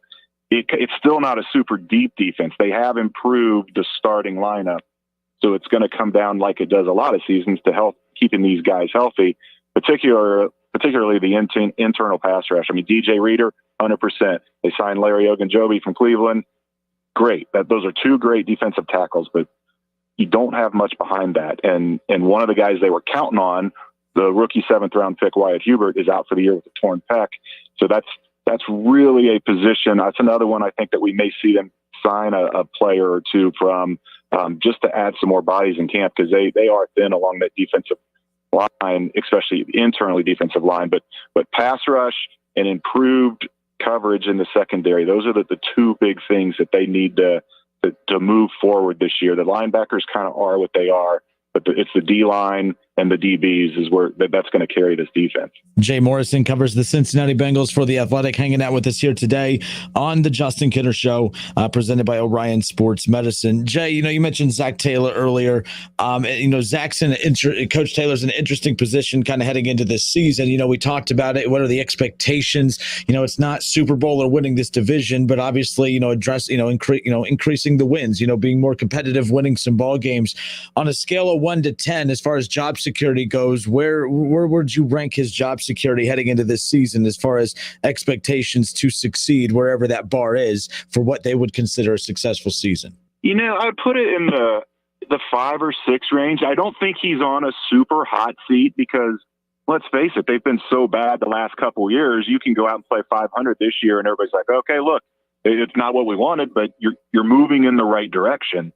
So he's got that kind of leeway where he doesn't have to have the super year this year to show improvement. And the other big thing with him is Joe Burrow is 100% behind Zach Taylor. And that might be the most important thing of all. If Joe Burrow endorses the guy, even if things, just show minimal improvement this year, I think it gets him another year. If you've got the quarterback and the head coach on the same page, which it has always been since Joe got here, I think that's the big thing. The one thing that people need to be worried about, particularly people in the Zach Taylor household, is a slow start.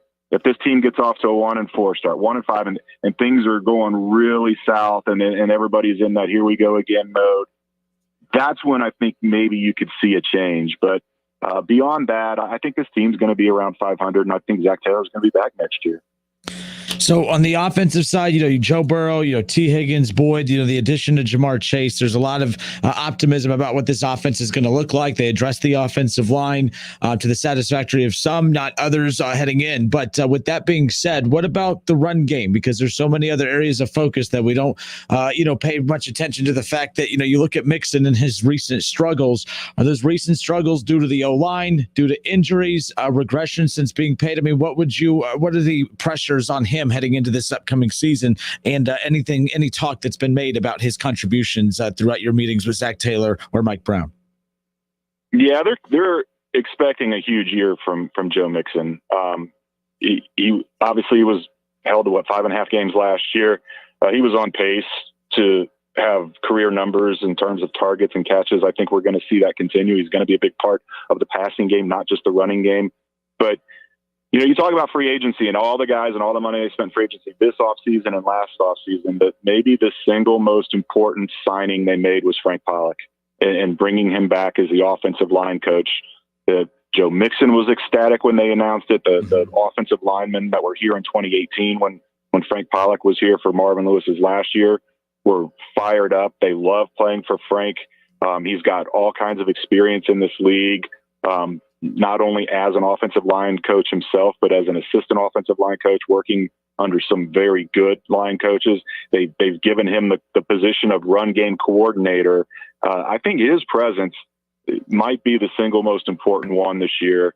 If you're talking about new additions. Now, maybe not Jamar Chase, maybe not some of the offense, the rookies that they drafted, but in terms of free agency and the new signings, I think Frank Pollock is really going to make a big difference with this team, especially the run game. All right, Jay, last thing on your way out here. To no surprise, you look at the Ring of Honor. I think everyone, or at least the favorites, were Ken Riley and Ken Anderson. Those ultimately were the two that were added to the inaugural Ring of Honor class with Anthony Munoz and Paul Brown. Do you know any more information as far as what the plan is for the Ring of Honor moving forward, as far as is it going to be 4 every year? But also just comment on the 2 names that were selected in the voting process by the season ticket holders. Yeah, we don't know yet. They don't know yet if they're going to do 2 per year, 4 per year, if they're going to, see if in a certain year, if it warrants to, maybe if they limit it to 2 next year and the fan vote isn't what they'd hoped for, maybe they make go 4 the year after that. I think it's in flux, but I wouldn't be surprised even if Chad Johnson had gotten more votes, if they would have just kind of fudged the numbers a little bit. It had to be Ken Anderson and Ken Riley. Those guys are on the cusp of the Hall of Fame, that they're doing this to honor the greatest players in franchise history. I just think it wouldn't have been the best look to have Chad Johnson leapfrog either one of those guys. It's already just a tragic shame that Ken Riley's not going to be with us to enjoy that on September 30th and seeing his name up there. For people listening that don't know, he passed away last June. Ken Anderson's in great health as far as we know, but you just never know. And so to honor these older guys, the ones that kind of built the foundation of this franchise, was the right way to go. If it was a legitimate vote, then kudos to the season ticket holders. You did a great job.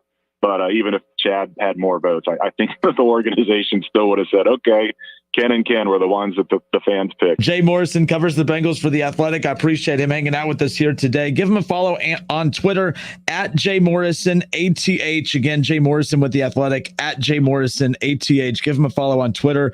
One of the best out there covering the Cincinnati Bengals. You definitely want to follow along, especially as training camp is upon us. Jay, thank you so much for your time. Have a great week. Hey, always great jumping on with you, Justin. It's the Justin Kinner Show with Kev Nash, presented by Orion Sports Medicine. ESPN 1410 Wing AM weather. This afternoon will be partly cloudy, a high near 90. Tonight will also be partly cloudy, a low around 70. And tomorrow will be partly cloudy with a chance of showers and thunderstorms, a high near 92. I'm Pete Spivak for 1410 ESPN Radio.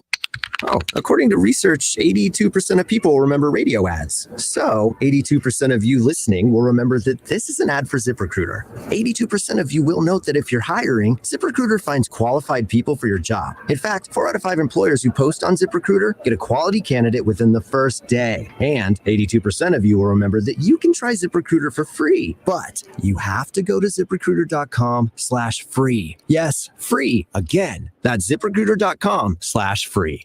Research shows people remember radio ads that remind them of the past. So to help you remember that Liberty Mutual Insurance Company customizes your home insurance so you only pay for what you need, here's an ad that'll really take you back.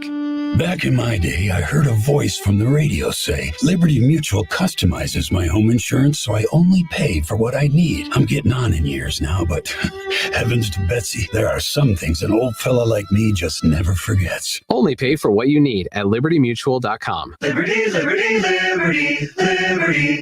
Oh, oh, O'Reilly Auto Parts specializes in keeping your car on the road. Not sure how much life is left in your battery? Our professional parts people will test it for free.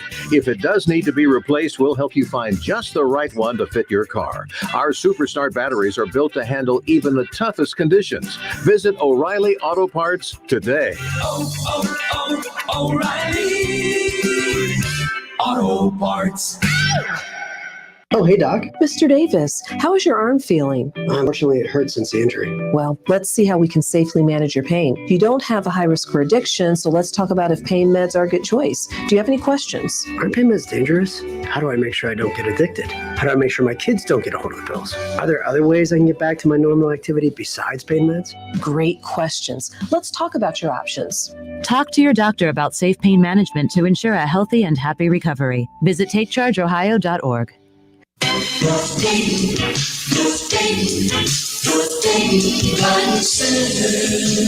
Hi, Pete Kasuja here to tell you that if you're looking for the very best selection of your favorite garden plants, we grow over 125 varieties of tomatoes, peppers, cabbage, broccoli, cucumbers, cantaloupe, and eggplants. And if you haven't tried our famous Neighbor Beater tomato and pepper plants, come out and pick up a few and enjoy the best taste you ever had from your garden.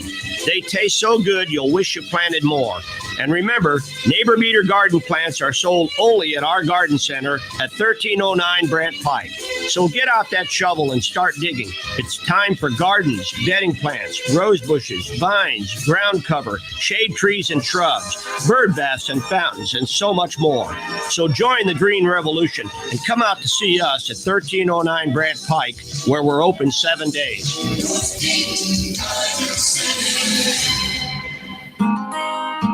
I learned long ago, if you've got the right tools and a little know-how, you can do it yourself. And no wall of mine's going to get some dime a dozen paint. Pittsburgh Paints and Stains.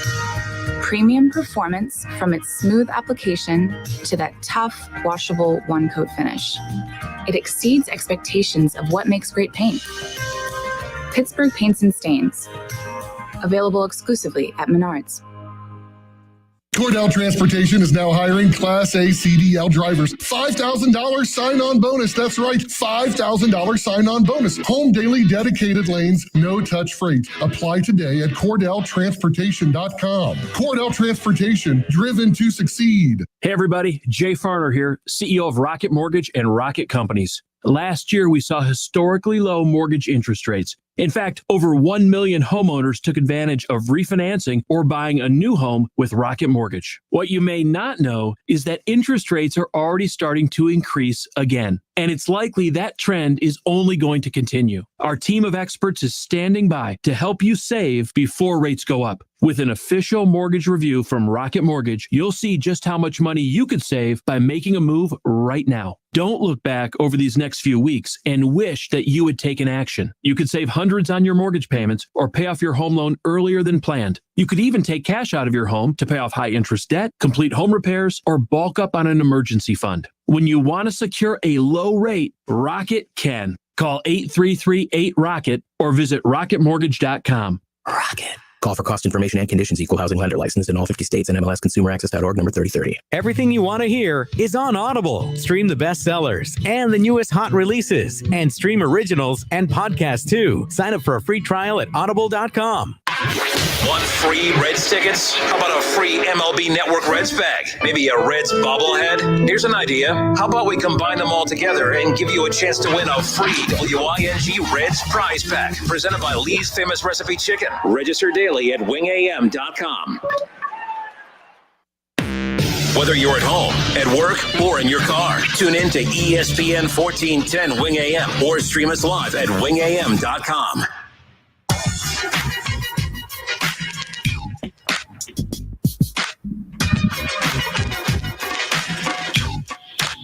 Justin Kinner, Kev Nash, back with you here on 1410 ESPN Radio. Once a Buckeye, always a Buckeye. Unless you're Tate Martell. Tate Martell, once a Buckeye, once a Miami Hurricane, is now a Rebel. A Rebel without a team. Well, he now has a team. UNLV. So he's on his third. And they were one of the original teams to recruit him. And there was a lot of, everyone thought that's where he was going to go. So UNLV is where he is now, and we'll see what happens there. Now, I wonder what the approach, is he going to be a quarterback? I know when he went to Miami. First of all, I've never seen a guy so cocky fall on his face so hard in my life. And I'm not rooting for that to happen. By the way, I actually liked Tate Martell. I just wasn't a fan of the I don't know. Like, let's put it this way. Schlop, if you don't care about Tate Martell, just turn the channel. I'm not dealing with you today. God, you are the most annoying human being on the face of the earth. My gosh, not even 2 seconds in and you chime in. Why does anyone care about Tate Martell? I don't know what to tell you on that. It's a headline to me. It's a headline to Kev. It's a headline to a lot of people on social media. So anyways, I don't even know where the hell I was going. Oh, so Tate Martell. I liked Tate Martell. I actually didn't like when he started doing the chirping to Justin Fields. I thought that was interesting just because Justin Fields was coming to your team. Like, it's one thing if you chirp and all that, but like, had he been able to actually like win the job and stick around and actually beat out Justin Fields for the job, and that would have been one of the most like famous, cockiest moments ever, right? But to then not only leave after chirping to Justin Fields, don't swing and miss the second time, he swings and misses the second time. Then he goes to Miami and swings and misses the third time, disappears for a while. Then there's drama between his mom and the girlfriend, and they're going at each other on social media, blaming each other for why he's not playing football anymore. Then we don't hear from him for a while. Then he's playing tight end. Then he's playing wide receiver. Then he's playing some quarterback in a big bowl game, and there you go. So now he's with UNLV. Have I told you how Chris Schlop is the most annoying human being on the face of the earth? I could tell you were about to go back there. That's why I didn't say anything, because I saw your eyes dip down to the computer. I hope his kids don't follow what he does on social media, because it's real. Like it's strange to me how he acts on social media. Yeah, I went there. I don't care. Like, he's pathetic. It really is annoying. So I don't care. We sit there and talk all this stuff about, having to be nice to people and all that. And I could say it's sunny out and he will say it's dark out just to argue. That's what he does. He's a troll. He's a horrible human being, and I can't stand him. And I've blocked him on everything, and he somehow keeps finding a way to jump in on the comment section. Anyways, yes, I'm in one of those moods now. This coffee, I found out you could add espresso shots to these, and like now I'm like, yeah, it is awesome. Yeah. I don't even know what that is. The last day that I was here before vacation, they gave me the wrong order. Mixed up your order, and you were charged up. You were bouncing off the walls. I see you like that drink. Yeah, this is my second one today. So I don't even know what it is or what it does. I used to make fun of people who ordered like coffee like that, but I got the wrong order last week, and since then I'm like a humongous fan. It was the worst wrong order, or it was the best wrong order I've ever gotten in my life. I have 2 of these a day. It's good for the old heart, I hear. But I'm actually in a good mood. I really am in a good mood. The Reds are making moves. Training camp's officially underway. High school football kicks off in less than a month. My goodness. I'm pumped up about everything. We're heading into the fall. Ohio State's not too far off in the distance. The first NFL preseason game is a week from tomorrow. Yep. So and that's your Steelers and my other team, the Cowboys, my side piece. Actually, are the Browns my side piece or are the Cowboys my side piece? I'm not really sure. It depends. Hold up. Whichever team is better is my go-to, and the team that's worse is my side piece. And I feel like the Browns are my A1. Well, when I met you, you said you were a Cowboys fan. They were better then. The Browns are 0-16 not too long after I met you. So there's that. But yeah. As for Tate Martell, obviously, man, I this whole situation with him, and I keep going back to the documentary QB1 that I watched on Netflix. His arrogance, when things are in your favor, it's called swag. Oh yeah, we were talking Tate Martell. My bad. You're fine. You're the fine. espresso. When things are going your way, it's called swagger. It's you're on your game. You're a leader and everything like that. People follow you. When things aren't going your way, you're obnoxious and you're a crybaby and a whiner. So there's a very thin line between there. Obviously, the way he left Ohio State wasn't ideal. It wasn't anything that had any type of, off the field drama. It was just a situation where Ohio State and Coach Day thought, that Justin Fields was going to be a better quarterback than him. And, Ohio State is all about winning and improving the room no matter what and bringing competition and everything like that. And Tate Martell decided he didn't want to be a part of that competition and bounced, which is, his right. but then he goes down to Miami. And that's where I have a bigger problem with it. The whole Miami thing for me was a lack of effort just from my standpoint. I just view it as, all right, I'm taking my ball and I'm going home almost. I'm a person that believes that transfer portal is needed and necessary and fair for athletes, but it does come a point where guys start just bouncing around trying to find a home, and it's just not working out for them. And in this case, hopefully him going back home to Las Vegas does work out for him. Hopefully he'll be able to see the field and play some football, because think about it, like he hasn't played football consistently since his senior year in high school. That's a long time ago. He redshirted his first year almost at Wright State. He redshirted his first year at Ohio State, got in some mop-up duty as a redshirt freshman and everything like that. Then Fields comes in. He transfers. Yeah. Can't beat out N'Kosi Perry down there in Miami. And then Miami brings in De'Aaron King. We all know you weren't going to beat out De'Aaron King. De'Aaron King's down there. So they try to move the slot receiver and everything like that. Obviously, that's not working out for him. So now he's transferring to UNLV. It just seems like he's almost like a nomad, like just trying to find a landing spot. And like everything leading up to this, like these type of things are, you can see them coming a mile away. You can see this coming a mile away. When I don't want to like put people in like this whole bubble of like, oh man, you shouldn't do this, you shouldn't do that. You're a kid, you shouldn't do that. But it's just like, I got that feeling from watching that documentary with him being committed to Texas A&M and then Oregon and then eventually Ohio State. And it's just like, it was just a whole whirlwind for him. And for kids like that get caught up in this hype machine, that are involved with this whole recruiting thing and loving the spotlight and everything like that.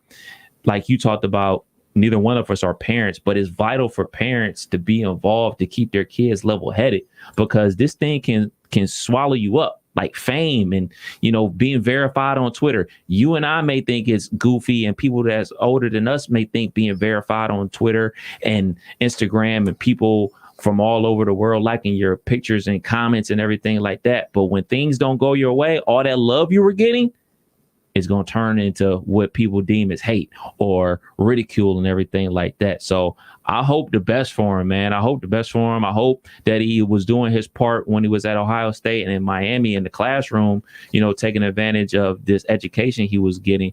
So, because it ain't looking like this whole football thing is going to work out. So I hope he takes advantage and gets a good education. Yeah. And look, at the end of the day, my thing is this, like imagine Ohio State history had Urban not, because I'm not convinced Justin Fields ends up at Ohio State if Urban's there. I agree. And I don't think it would be Justin Fields not wanting to play for Urban Meyer. I think it would be a matter of, I don't know if Urban Meyer would have aggressively pursued him. Urban is a guy that if he recruits you and you're his guy, I think he would have stuck it out with Martell, right? Yeah, like, I think so. Who else was in that room? It was deep. Remember, it was deep in that room. But we all just assumed he was next in line. Yeah, but I can't remember. Why can't I remember who was behind him? Because he was behind Haskins and Joe Burrow. Yeah, but yeah, and that I knew. But I mean, like that season, so Ryan Day's first year, what was the quarterback room? They had to get the backup from Kentucky. First year was Gunnar Hoke.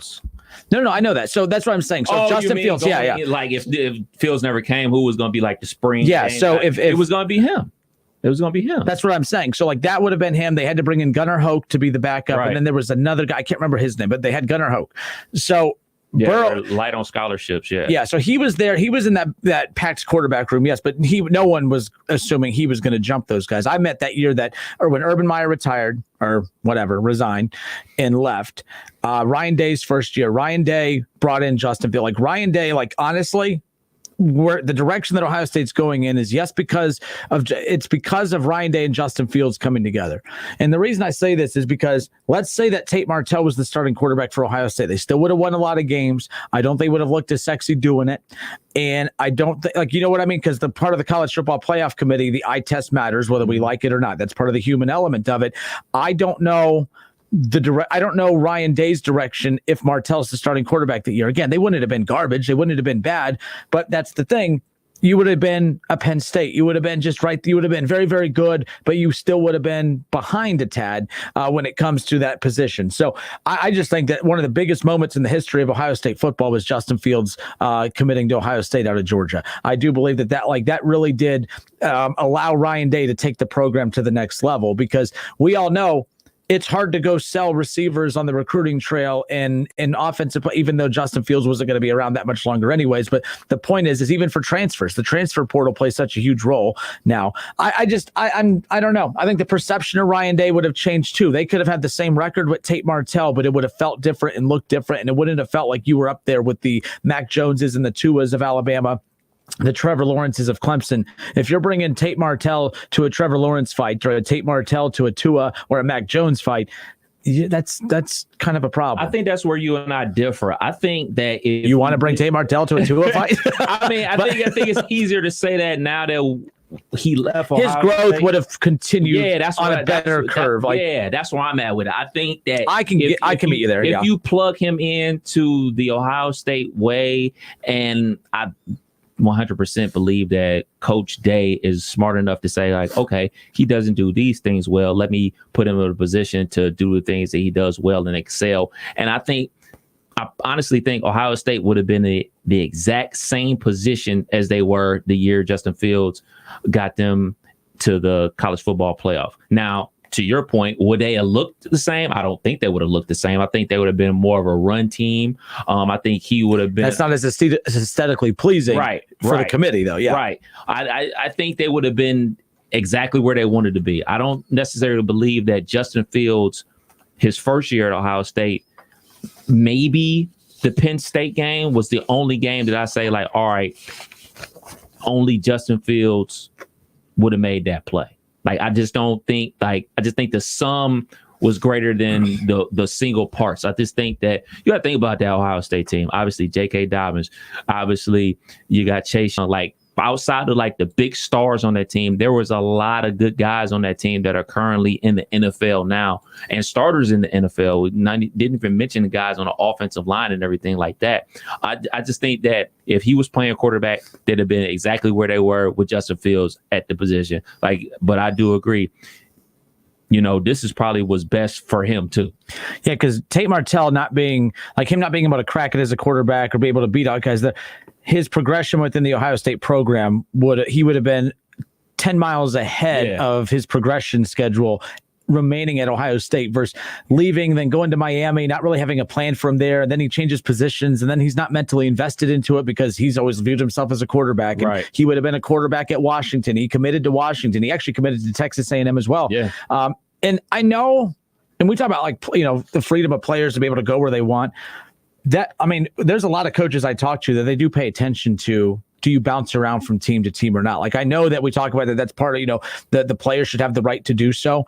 But it's kind of like in our everyday normal people jobs where if I go to an interview and the interviewer is saying, man, I noticed you've had 6 jobs over the last 3 years. I mean, what's going on there? You hop around from job to job. So I know what your point is always about the freedom for players to be able to go where they want, but sometimes that is a red flag. It's a red flag for us when we are, when we're applying for jobs and they see that you've had 85 different jobs over the last 5 years. That's an exaggeration because nobody has any jobs right now because no one's taken any, right? But the point is that's, that should have been a red flag at the beginning. Sometimes things get bumpy when you're 18 years old at the beginning. You don't know really what you want to do, but to commit to Washington, then to commit to Texas A&M, and then to commit to Ohio State, and then to go to Miami, not work out there, and then to disappear for a while. Like, they didn't even know where he was. He went full Kyrie Irving to the, times 10. Yeah.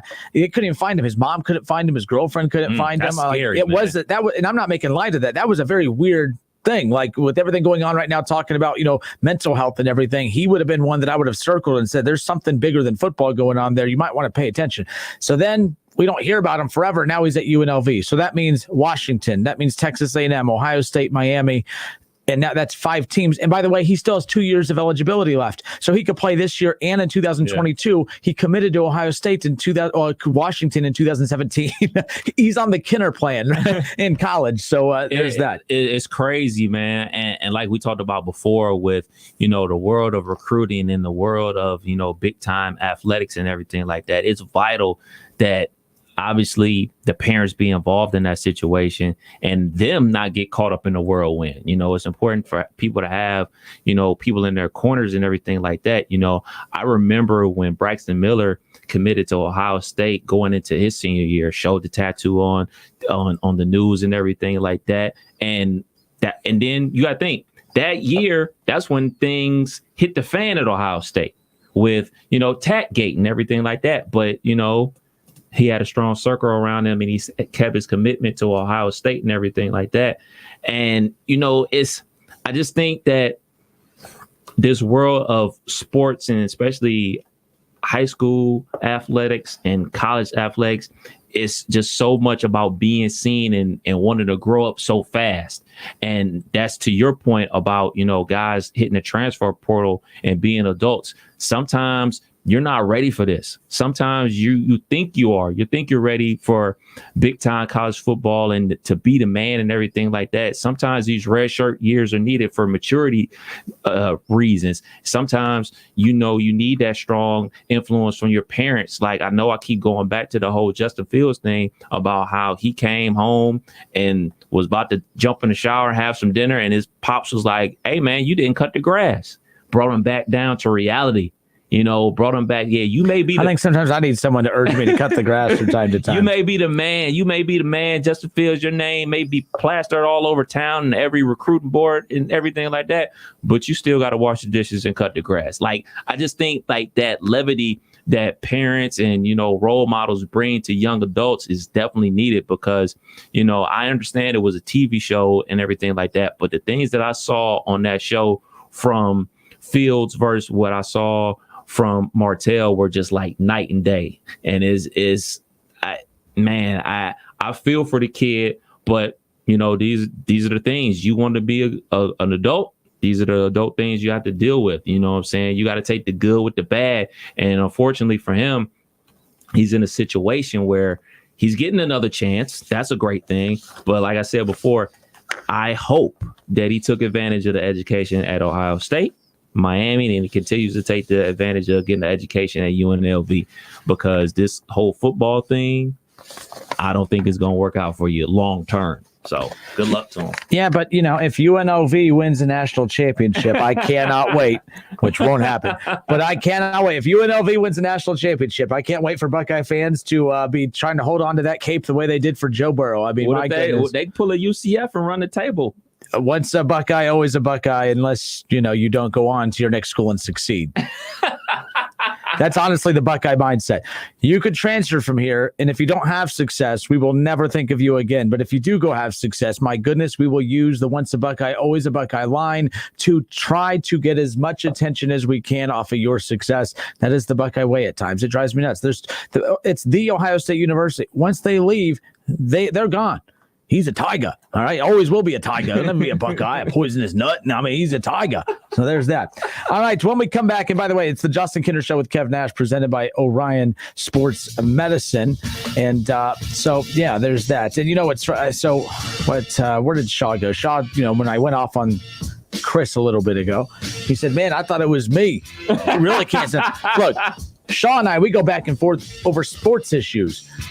Chris tries to come at me over every little tiny thing. Like I said, I could post his daylight out and he will tell me it's dark just so he can have an opposite take of me. And again, it's constant and it gets old. Troll's going to troll. And then people always say, well, you know, you just got to ignore the trolls. Says who? In what book? I went through my contract the other day just to see if I missed that rule in there where it said don't respond to trolls on social media. No, I will continue to respond to trolls on social media because it's kind of funny. You know how many, there's some listeners and there's some really good friends of mine that they couldn't stand me. They hated me. They would call the show to tell me they hated me. They would tweet me to say they hated me. They would come to remotes to say they hated me.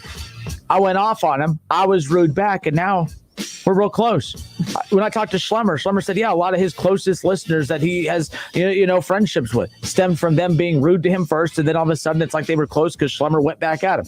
I'm not saying I'm doing that because he did it, but I'm just saying I do believe that. I hate when people say, well, just ignore it. Just ignore it. No, I'm a child. I will not ignore anything.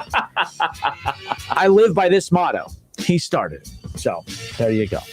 All right, when we come back, Reggie Bush wants his Heisman back. The NCAA made their final decision there. Plus, Florida, UCF, they sign a home and home. They finally get a contract done. I'm excited about that. We'll talk about that on the other side of the break. The Reds add 3 new bullpen arms. Looking forward to seeing what the new revamped bullpen looks like moving forward. We'll continue to get your take on that. And then yesterday, I actually really enjoyed the conversation we had about Simone Biles yesterday because let me say this. Social media is toxic. It's horrible. If I didn't need it for my job, I would get rid of it in a heartbeat. The tone surrounding Simone Biles in that conversation is toxic on social media. It really is. It irritates the hell out of me. I actually appreciated the listeners yesterday who called in and we discussed it, Kevin. I want to discuss it with you coming up here in 10 minutes. I don't think everything is so black and white. I don't think everything is so left and right. And I'm not talking about politics. I'm not talking about race. I just mean sport. There is a lot of gray area in things. I get tired of when something happens, we are told, oh no, when this happens, you have to think this. Right. And if you don't think this, then you're a horrible person. I think that we need to stop living on one side or the other and maybe spend some time in the middle to kind of learn how to get to the one side or the other. I think that instead of telling people how they need to think, people need to learn how to think and be taught how to think and not be scolded in how to think. And I think this Simone Biles situation is actually really important because we could sit here and scream at the top of our lungs about how she quit on her team. She's a horrible teammate, blah, blah, blah. Or we could try to actually understand what actually happened before forming an opinion and having a discussion about it. So we'll get to that in 10 minutes. But Reggie Bush, will he get his Heisman back? When will UCF and Florida kick off their home and home and home and home? And the Cincinnati Reds, when can we expect to see the fully revamped bullpen? That's all coming up in 5 minutes. Don't go anywhere. It's the Justin Kinner Show with Kev Nash on 1410 ESPN Radio. Reds fans, get vaccinated, stay safe, and save on Reds tickets. Show your COVID-19 vaccination card at the Great American Ballpark box office for $10 view level tickets. This offer is valid for all Monday through Thursday regular season home games. Remember to show your COVID-19 vaccination card at the ballpark ticket windows for $10 view level tickets. For details, visit reds.com/vaccine. Attention Class A CDL drivers. Looking to be more than just a number? Yoel Transportation in Dayton is looking for drivers with at least 1.5 years experience. Yoel has open positions for no-tarp flatbed drivers and no-touch regional or local van drivers. Yoel is ELD compliant and offers 401k with match, medical, dental, vision, holiday pay, vacation, safety bonuses, and now has a rider policy. Call Rick or Joe at 937-294-5933 and ask about the $5,000 sign-on bonus today. Greatness. It's not born of coincidence. It's not a product of luck. It's forged through dedication, drills, and the acquisition of new skills. Wanting won't get you there, but sweat equity just might. Timothy's Bar and Grill on Brown Street wants to wish the Dayton Flyers Red Scare the best of luck in their journey through the basketball tournament. Wear red, be loud, go Flyers! The thing about the Name Your Price tool from Progressive is that by now you've heard a lot of ads about the Name Your Price tool from Progressive. We probably don't even need the words, the Name Your Price tool, to tell you that our Humpback Whale Pup gives you options based on your budget, or that our novelty hand buzzer helps you save on car insurance. And that's the thing about the tiny felt bag filled with marbles. At this point, you've heard a lot of ads about the elusive northern bobcat. The Name Your Price tool, the neighbor who baked you banana bread, only from Progressive. Progressive Casualty Insurance Company and affiliates. Price and coverage match limited by state law. Benito's line cook just threw in his kitchen towel. This order needs to go out right now. He needs to find help before his customers are left waiting. I'm so sorry. We'll be right with you. Who's got table 6? Indeed can help him hire great people fast. I need Indeed. Indeed you do. With Indeed Instant Match, we immediately show you quality candidates whose resumes on Indeed meet your sponsored job description. Visit Indeed.com/credit and get $75 towards your first sponsored job. Terms and conditions apply. Some people believe their kids don't need to go to the dentist because baby teeth don't matter, since they'll eventually fall out. Dr. David Kimberly, president of the Ohio Dental Association, is here to tell us more. Actually, baby teeth are very important for your child's health and development. Healthy baby teeth help your child chew, speak, smile, and pay attention in school without the distraction of dental pain. Also, if a baby tooth is lost too early, the permanent teeth can shift into the empty space and make it difficult for the other permanent teeth to come in when they are ready. So it's critical to make an appointment for your child to see a dentist before going back to school. ODA member dentists are located throughout the state, are dedicated to providing the highest quality care, are bound by the highest ethical standards, and obtain superior ongoing education and training. On your next visit, ask if your dentist is a member of the Ohio Dental Association and American Dental Association, so you know you're being treated by the best. To find an ODA dentist in your area, visit associationsadvanceohio.com. Hi, this is Eddie Sorrell, Service Manager, Germain Honda of Beaver Creek. When you need service, we're here Tuesday, Wednesday, and Thursdays from 6 to 8 and Saturdays from 7 to 5. We proudly offer a state-of-the-art facility with factory-trained technicians, clean waiting room, and service department. Loaner cars are available during service and free alignment checks with any service. Be sure to stop in and ask for our $39.95 oil change special. Germain Honda of Beaver Creek, State Route 35, east of 675, between Xenia and Beaver Creek. You know, a few days ago while hanging out with my family, I noticed my father staring blankly at me. Something's not right, I thought. Is he having a stroke? Then I remembered to act fast, F-A-S-T, and did this quick test. F, face. I asked my father to smile. One side of his face drooped. A, arm. I asked him to lift both arms, no problem there. S, speech. I asked him to repeat a phrase. His speaking was slurred. T, time. I called 911 for immediate help. This way, he began receiving life-saving treatment in the ambulance. My father was out of the hospital in a few days, all because he made it to the hospital within an hour of his stroke. Practice recognizing the signs of a stroke so that you can act F-A-S-T, fast, to save a loved one. This message is brought to you by the Ohio Department of Health's Coverdell Stroke Program. Don't wait to get a new job. Express Employment Professionals is hiring for more than 35,000 jobs. Find your local Express office at expresspros.com or on the Express Jobs app. Don't miss the Justin Kinner Show with Kev Nash, presented by Orion Sports Medicine. Weekdays from 3 to 6 p.m. right here on Dayton's ESPN Radio, 1410 Wing AM. All sports, all the time. This is 1410 ESPN Radio.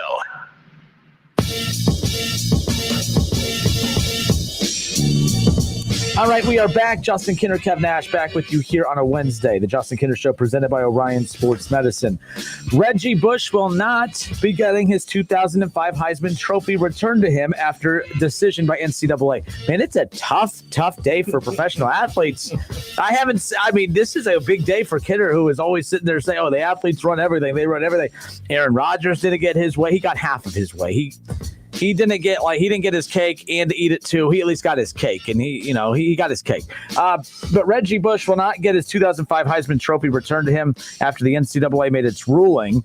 The NCAA will not consider reversing penalties or previously vacated records from past years, based on recent changes to name, image, and likeness regulations that went into effect this month, according to an NCAA spokesperson.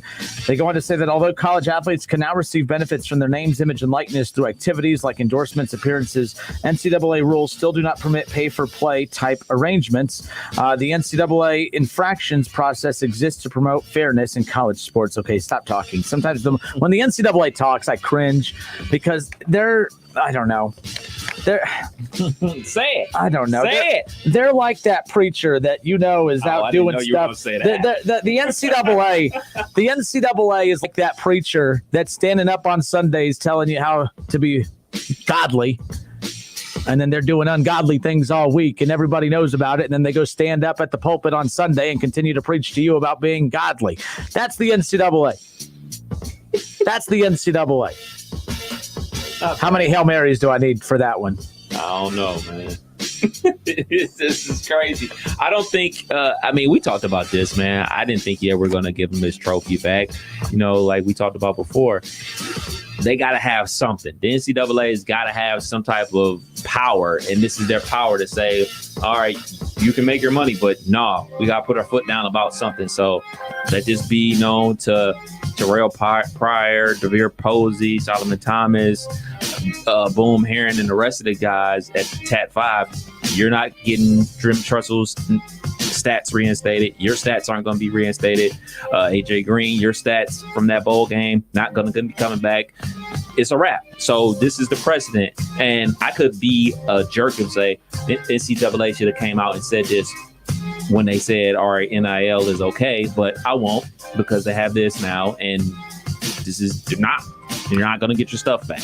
Move on, unfortunately. Yeah. And look, I thought, and by the way, I have no problem with Reggie Bush and even Terrell Pryor and these guys coming out, publicly and demanding that their records be restored and everything. I think, if you got to shoot your shot. If your shot's there, take it, right? But I also believe that, look, just because the rules are set now for that to be okay, back then it was still a rule that you couldn't. And I always look, I don't want to repeat myself too much from the past, but to me, it's not punishing them for the initial action. It's punishing them for knowing that the rule exists and breaking it anyways.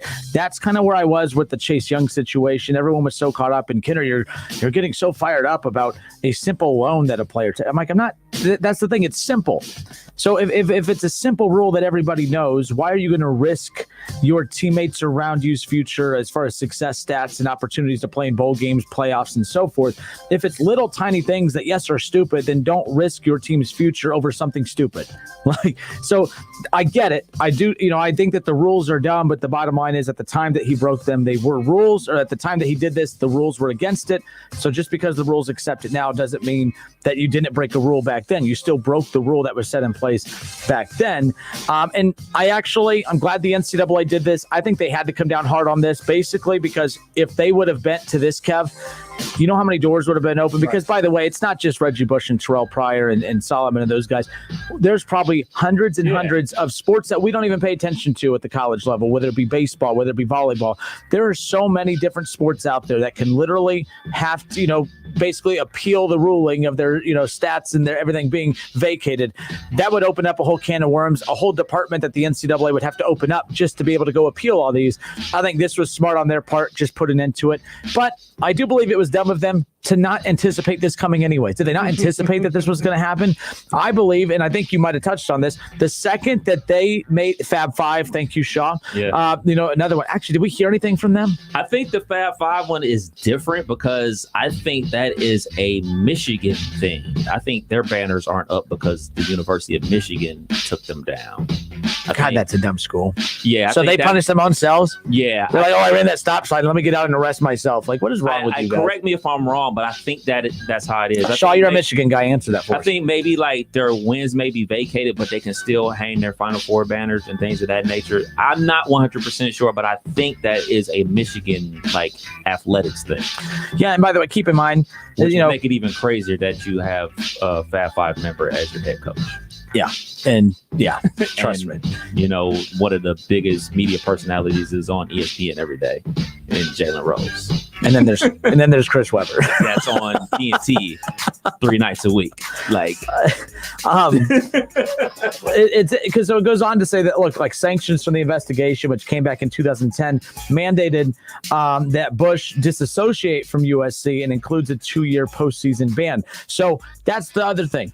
I don't want him to get his Heisman back and have his stats restored because it's not just you that was punished.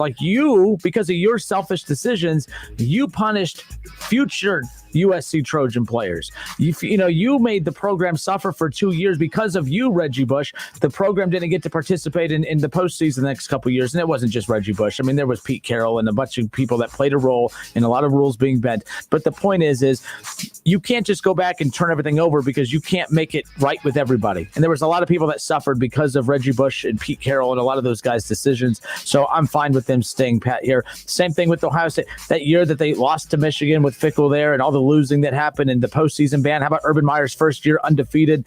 Should have been in the national championship game. They didn't get to compete in the national championship because of that. So why would you go and reverse everything for Terrell Pryor and those guys?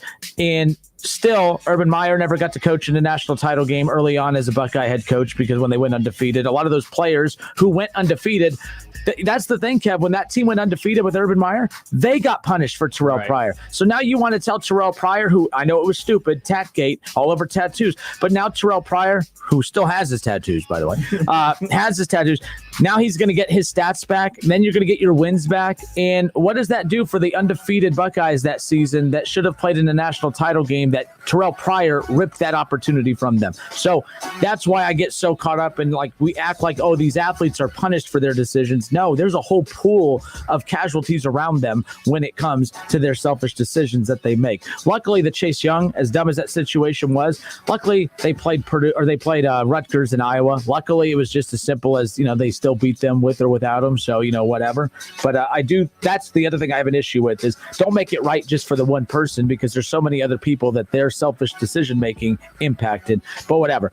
He's not going to get back. Stats aren't being restored. We can move on. Real quick. All good. Which was worse? Whose infraction was worse? The tattoos or Trace Young with the loan? I will say that the tattoos, because that was done for more childish reasons. At least Chase Young, who I know was joke about bringing a girl out there and stuff. But the fact that you have to even borrow money at all, I don't know. I don't know how to word that. I don't know. Which one is worse to you? I don't really have a set answer. I think because it's Chase Young thing. If I his is dumber, so that makes it worse. Because why would you risk it? I think that the tattoos are dumber, but I could clearly see that the Chase Young situation is an infraction. You're accepting money, you can't do that. I know there's a shade of gray with, all right, you want a pair of gold pants, they're yours, but you can't sell them until you're no longer a student. So I can see the shades of gray there. Wait, it's mine, but it's not mine. But there's no shades of gray of you can't accept money. Here's some money. So if I was a non-Ohio State fan, I would be screaming from the mountaintops that, well, Chase Young got suspended for 2 games, and these guys got suspended for an entire season for tattoos, for something that was theirs. So I would imagine that Chase Young's was worse. I just view his as quote unquote worse. All right, Justin Kinner, it's Kev Nash. It's a minute statement. Last thing here before we head into the third hour, even though it technically already is the third hour, the Florida Gators and UCF Knights have agreed to a 3-game series that is scheduled to start in the year 4004. No, in the year 2024. It was announced this past Tuesday. The Gators will host the Knights in Gainesville on October 5th, 2024. They will, and then this is stupid. This. There you go. There you go, Kenner. The Gators will host the Knights in Gainesville on October 5th, 2024. Then the Gators will return the favor in 2030. When college athletics doesn't exist anymore. Facts. When the SEC has every freaking team under the one umbrella, and then this contract means absolutely nothing. Look, by the way, UCF, I don't know if they will get all 3 of these games in there. I'll be very shocked if they do, but they will get that first game in on October 5th, 2024. And we could sit here and try to feel sorry for UCF, but the bottom line is you are not a Power 5 school. You did get a deal worked out to where you could potentially have Florida play at UCF at some point in the near future. And if you're UCF, you beggars can't be choosers. You need Florida more than Florida needs you. Florida, in my opinion, it's not a bad game to put on the schedule, but they're doing you a favor by being willing to play you at all because Florida knows you need us. Florida doesn't need to play anybody in the non-conference schedule of any kind of significance whatsoever because they know that they're now going to have to play the Oklahomas, the Texas, Alabamas, LSU, Auburn, Texas A&M, and the list in Georgia. The list goes on and on. They don't need a non-conference schedule, so Florida doesn't need UCF. UCF desperately needs them. That's why a few years ago when the report came out that Florida was willing to do a 3-1 deal, which I did think was a little over the top. 3-1. We'll give you 3 games. But to me, when the main storyline out of the American conferences is how difficult it is for those schools to get these types of programs on their schedule, beggars can't be choosers. You can't turn down a 3-for-1 offer when really you're not in a position to dictate where these games should be played. You're fortunate to even have Florida on your schedule, and beating Florida is a big deal, and the opportunity to beat them is a big deal. And to me, I feel like it's an even bigger deal to beat them at Florida. Yes, you want to reward your fans, but right now, beggars can't be choosers. I'm glad they got this done, and I do think Gus Malzahn's involvement too helps kind of get these types of deals done sooner, but I do like this type of deal. I love it, but what I hate about it is it's not a back-to-back situation. There isn't like, all right, we're going to play you at Florida in 2022, and then you come to UCF in 2024. Like, it's gaps in between each game at that. Like, if it was, say, a gap between the second and third game, fine. But I would love to see a back-to-back situation, because, it'd be the same guys on the team. Whatever happens in Florida happens, but, they come to UCF, they come to Orlando, like, the student body is going to be crazy. The players on that team are going to be crazy. Like, we're going to get our revenge for the last game, or we're going to show you that our victory over you at your place wasn't a joke here. So, I think that takes away from some of the zeal from this matchup, from them not having an actual back-to-back. Yeah, you getting them at your place, but there's multiple recruiting classes that are going to be cycled through there by the end. If that game even happens at all, like you said, with the expansion of the SEC, just basically Southeastern Conference going all the way to the Midwest now. And UCF might be an ACC school by the time. And in all seriousness, they make a lot of sense for the ACC if it ever got to that point, if we're talking about expansion there. So this is their athletic director commenting on this. Very interesting response. He goes, and Mohajir, I hope I'm pronouncing that right. So Terry Mohajir is the UCF athletic director, and he has made it a priority to set up a series with Florida since his arrival. And again, they came close to a deal years ago, but he felt that, remember, at that time when that deal was offered, UCF had come off back-to-back undefeated seasons. They had just beat Auburn in a bowl game. They were pumping their chest. They felt like they were the face of they were the voice of the voiceless. They were the face of the faceless. They were the program that was going to be the face of the non-power fives that was going to put the pressure on the college football playoff committee. Then Scott Frost leaves UCF, takes the Nebraska job, brings them to a level below UCF somehow. And then UCF has actually lost another head coach who had a lot of success there to Tennessee. UCF somehow comes out on top and ends up getting the best of everybody with Gus Malzahn as their coach. I think that's a home run hire. The American Conference, not a Power Five, but to have Cincinnati with Luke Fickell and UCF with him, I think that's one hell of a situation that conference is in. Actually, it could set them up to fail because those two teams could be plucked here very quickly with all the realignment talk. Anyways, focus here. So, athletic director Terry Mohajir, again, after they had won those back-to-back undefeated seasons with the bowl win over Auburn, they were feeling pretty good about themselves. And they felt like they were too good to accept a 3-for-1 deal. And that contract would have been for 4 straight seasons. Kev, you would have had Florida against UCF for 4 straight seasons. UCF just would have had to wait to that 4th season on the 3-1. But UCF at that time, their big thing was, no one will play us. We have put ourselves in a position where the Power Fives will not play us. We can't get an Alabama. We can't get an Ohio State. We cannot get X, Y, and Z. So then he turned it down. And I remember being irritated with that because I'm like, if you want me to feel sorry for you when you're talking about how difficult it is to schedule, but you're turning down 4 games with the Florida Gators out of the SEC over because, they're only going to play at your place once, I have a problem with that. If Florida said, we'll play you 3 straight years, all at Florida, you may not like it, but you have to accept that offer because you need programs like Florida on your schedule. That's why I look at Cincinnati. They're playing at Notre Dame. They're playing Indiana. They're playing, they've played Ohio State. They were supposed to play Wisconsin last year. Like they're not afraid to go at these teams. UCF, I'm glad that they're officially on board. He did say this, though, as we close this out. As I've said since arriving, we are in desperate need for games on our upcoming schedule. He said for the 2024 season specifically, we had 3 options, play just 11 games, which, by the way, it's 2021. Stop acting like we needed to make this decision now. And we had to decide, do we want to only play 11 games or 12 games in 2020? Stop. And he goes on to say, play just 11 games instead of 12, maybe play 2 FCS opponents or play Florida. We obviously made the best decision and choice for our program in recruiting. So there's that. Interesting nonetheless. I do expect big things from UCF to continue, especially with Gus Malzahn leading the way. Justin Kinner, Kev Nash with you here on a Wednesday. We have Reds baseball tonight. I'm excited. to finally see the new revamped bullpen. I don't think that's going to be the case tonight. I think tonight is the last night that you have to suffer through the Reds with the joke of a bullpen, hopefully. So we'll talk about that in hour number 3. I do want to talk a little Simone Biles on the other side of the break. Again, I want to keep it like we did yesterday, not scolding people, not getting into it, not calling her names, not judging her in a way that is going to make you sound like a fool. But I do think that there are ways to approach this. So let's get into it, shall we? Hour number 3, Simone Biles coming up. We got Reds baseball talk, NFL training camp, Aaron Rodgers, the Bengals reporting to camp today. Of course, a lot of talk out of Cleveland. Very interesting comments made about Baker Mayfield from Kevin Stefanski and the future of Baker Mayfield in Cleveland. I'm excited. Hour number 3 is loaded, and we'll be back in a moment.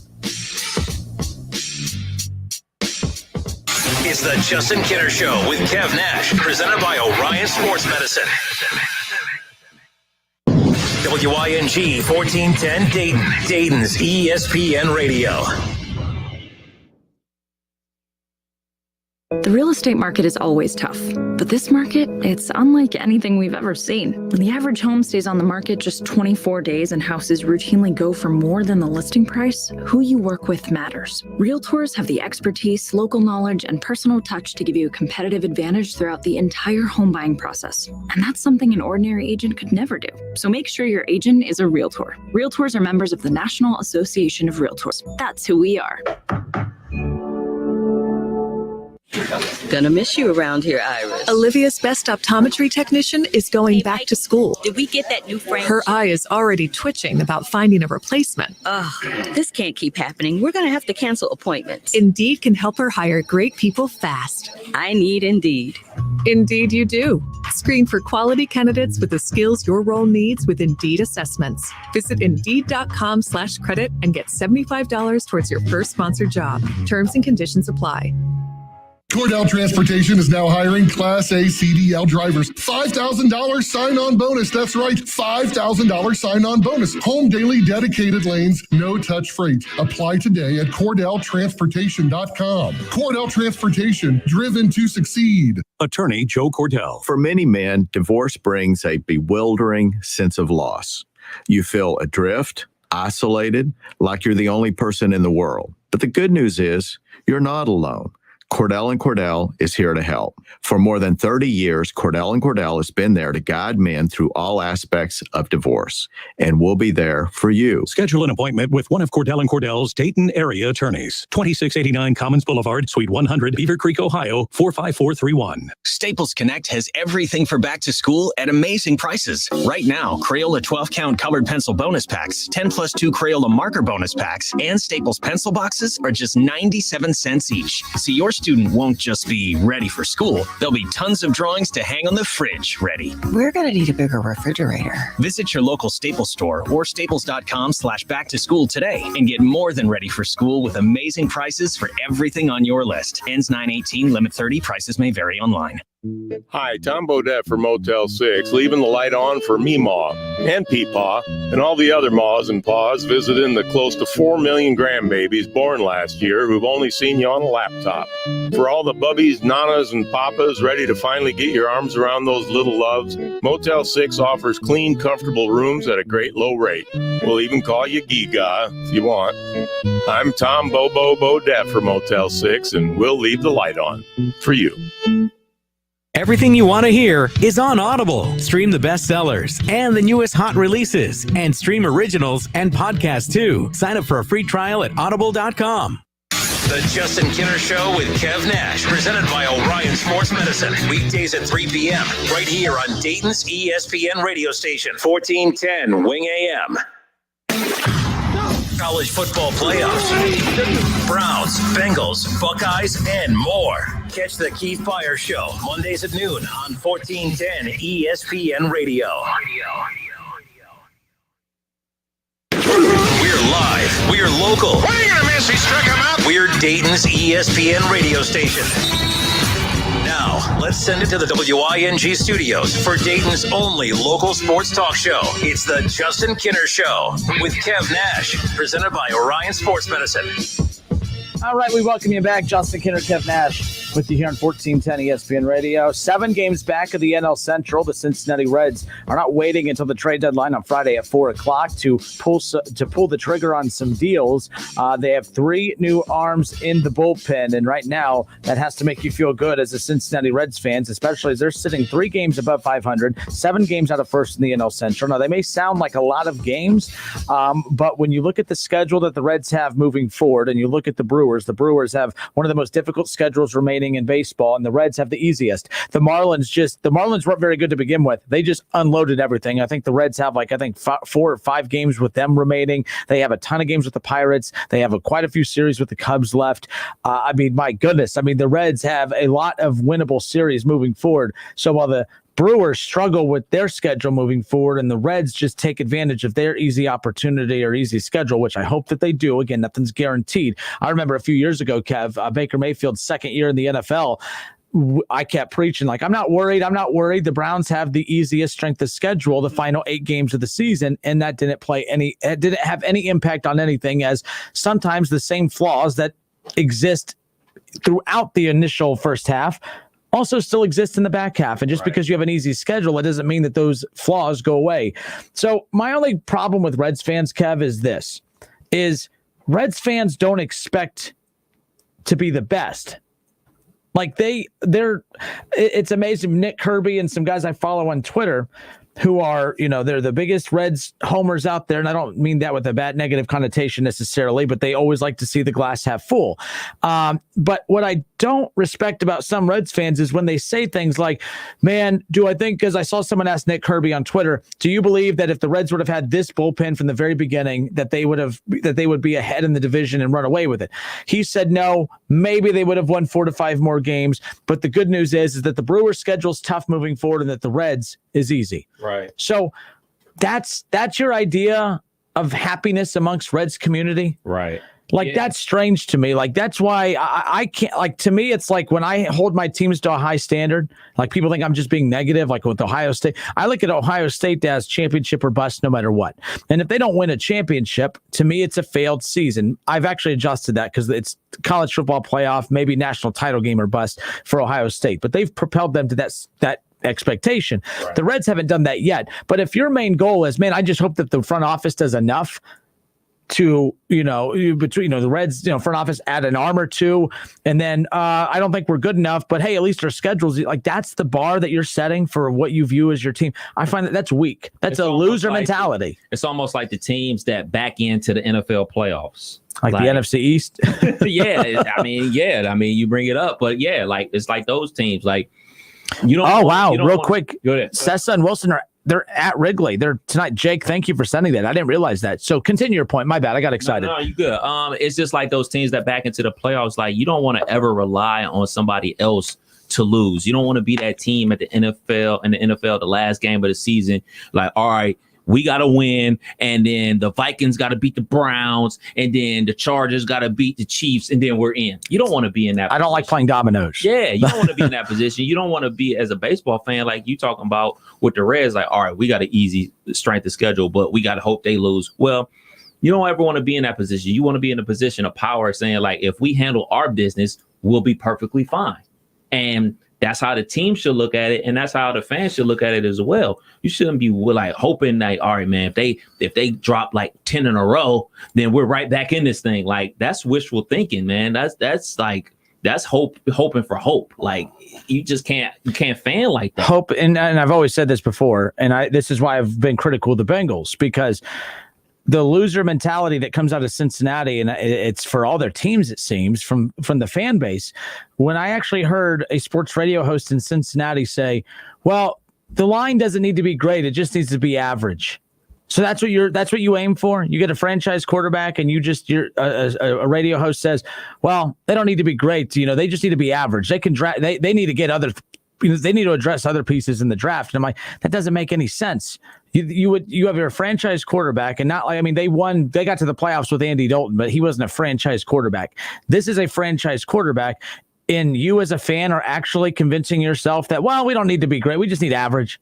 And there's a lot of Bengals fans that supported that mindset. I'm like, that's such a weird thing. Like, do you think in college that Ohio State's saying, well, we don't need 4 and 5 stars, 3 stars, fine. We'll just develop them when they get. No, they want the best. They are not settling for anything else. Same thing with Bama and everything. So I just don't respect my teams when they have that mindset, or fans of teams when they have that mindset of, well, they don't need to be great. They just need to get, they don't need to get great names at the trade deadline. They just need to get a couple average arms.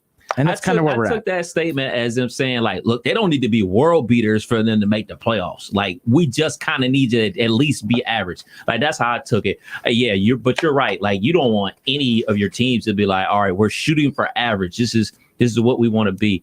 But when you look at teams that are in the dumpsters, like, name your NBA franchise, like the Cavs. Detroit Pistons, they got the number 1 pick.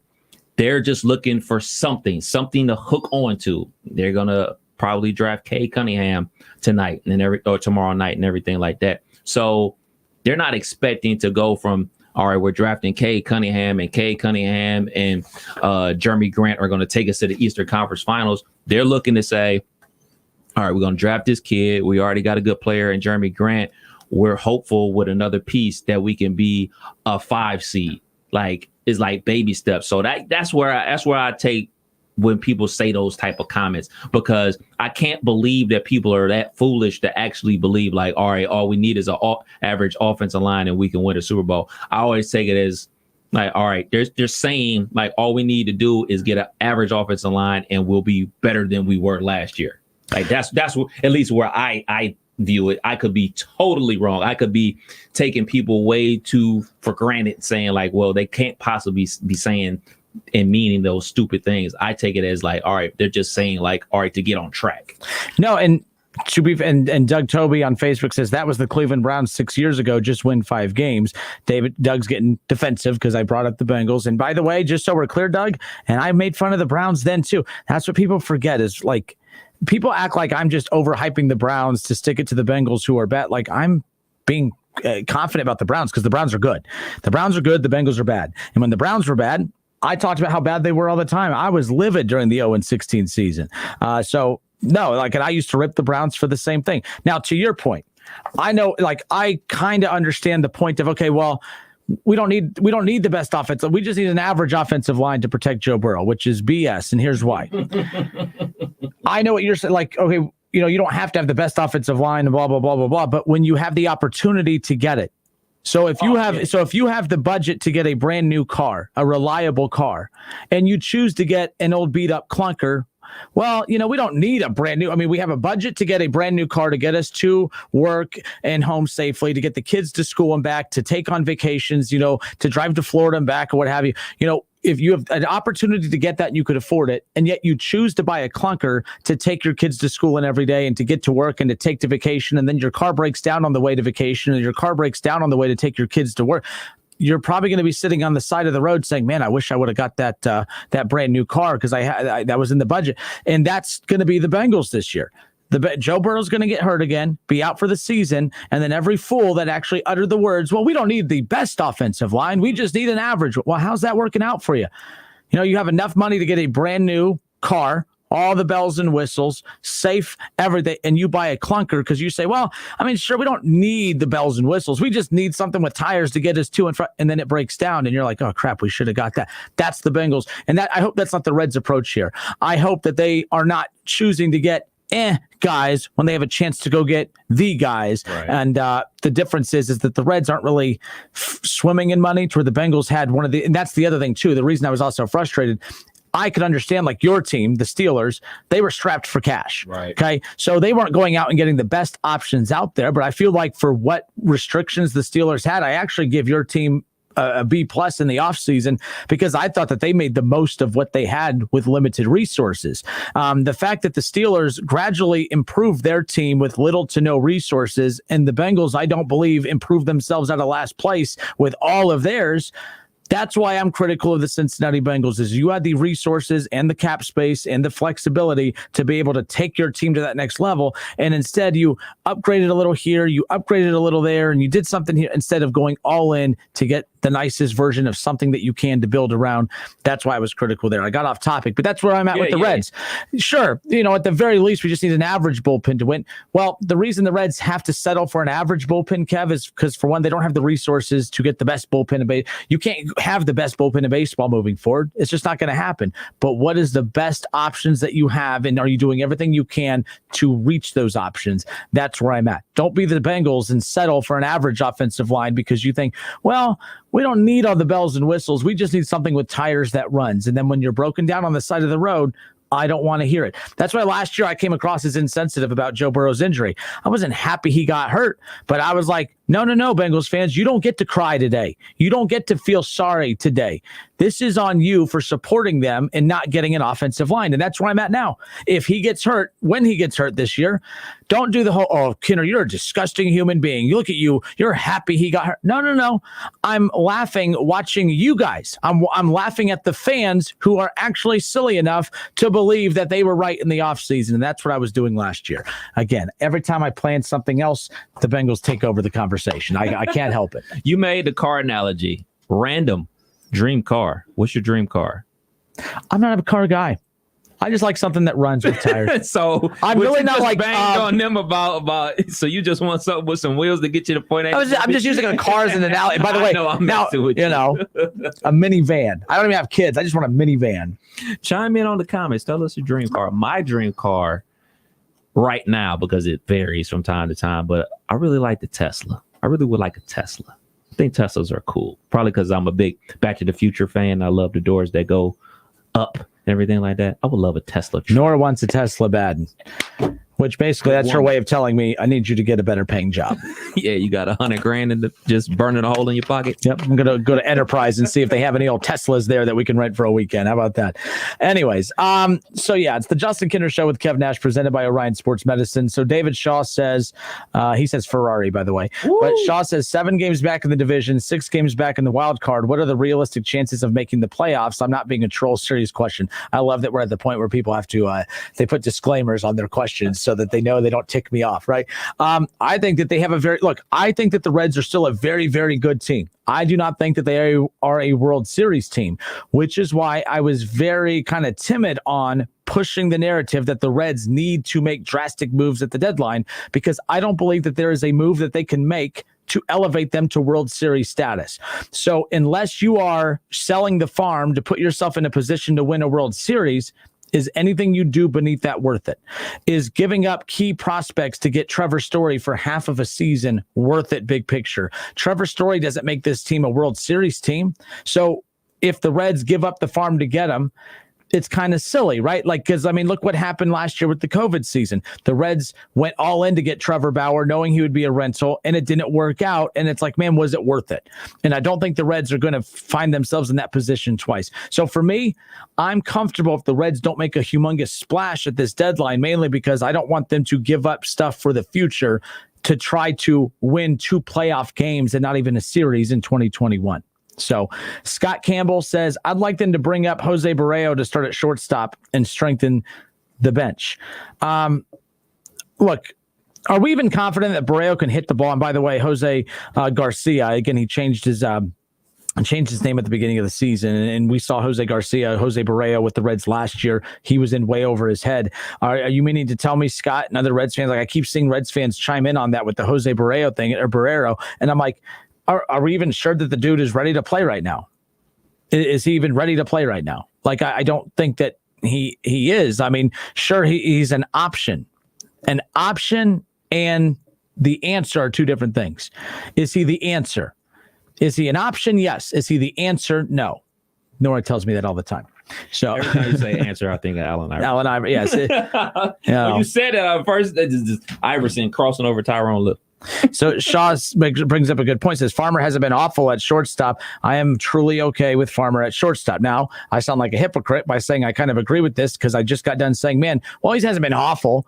Well, the offensive line's not horrible. But again, when you consider your options and your resources, the Reds don't have a chance to go get an all-star shortstop. Now, you're saying Trevor Story.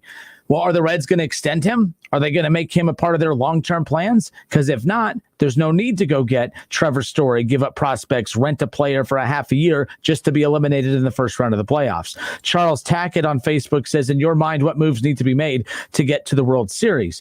Right now, for one, the bullpen, yes, they've made changes, but we don't know what this bullpen looks like yet. If the Reds were more healthy, I would be all for them being more aggressive.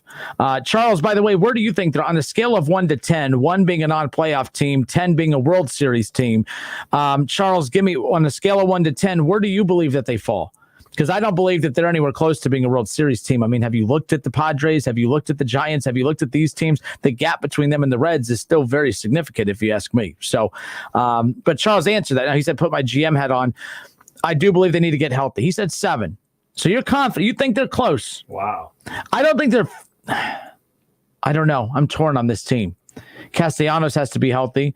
Suarez, Charles, I would agree with you more if Suarez was playing the way he's supposed to. If Moustakas could get healthy and stay healthy, if Castellanos can come back, and we kind of have an idea when he's going to come back, there's just too many moving parts for me to say that there is a trade out there to put them in a World Series contention. Now, if Suarez was playing the way he's supposed to, if Moustakas was healthy, if Castellanos was healthy, mixed with Votto's performance at the plate right now, and then of course Jesse Winker's been fantastic this year, and I love Jonathan India. They have a lot of pieces. I think that they are close, but I don't believe they have the depth.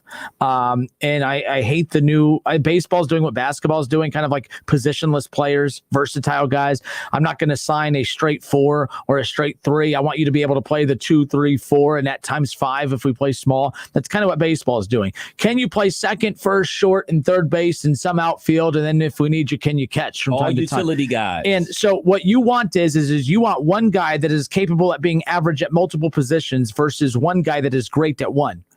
And I miss the old days where you had a third baseman who was the best third baseman in baseball and the best third baseman at his position on the team. You didn't ask him to play a bunch of positions. And I feel like David Bell and the Reds organization, they're obsessed with utility guys like Kyle Farmer, Kyle Farmer's solid. He's okay.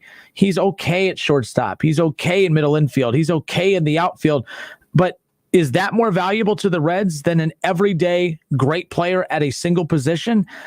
I don't know. I don't think so. I would rather see the Reds get greats at one position that are known for that position. I hate that we have too many guys that are capable of playing multiple positions. I could see why that's a strength at times, but I think it hurts you in the long run. What's that say? Like in football, if you're having a quarterback, if you have 2 quarterbacks, you have none. Yeah. And that's kind of how I view that in baseball. David Shaw says the utility guy has always been important. Yes, as a bench guy, right, Shaw? You shouldn't have 5 utility guys. I agree that the utility guy is important. I think Kyle Farmer, actually, if they would trade Kyle Farmer, I think Kyle Farmer has a lot of value to a team like the Giants, to a team like the Padres. I think Kyle Farmer as a depth guy is humongous because I think that, he's going to provide you depth, especially if an injury happens. But as an everyday player, I think that's where I'm at. Jeff McPherson on Facebook says, I like Farmer, same as Cozart, and nobody had a problem with him.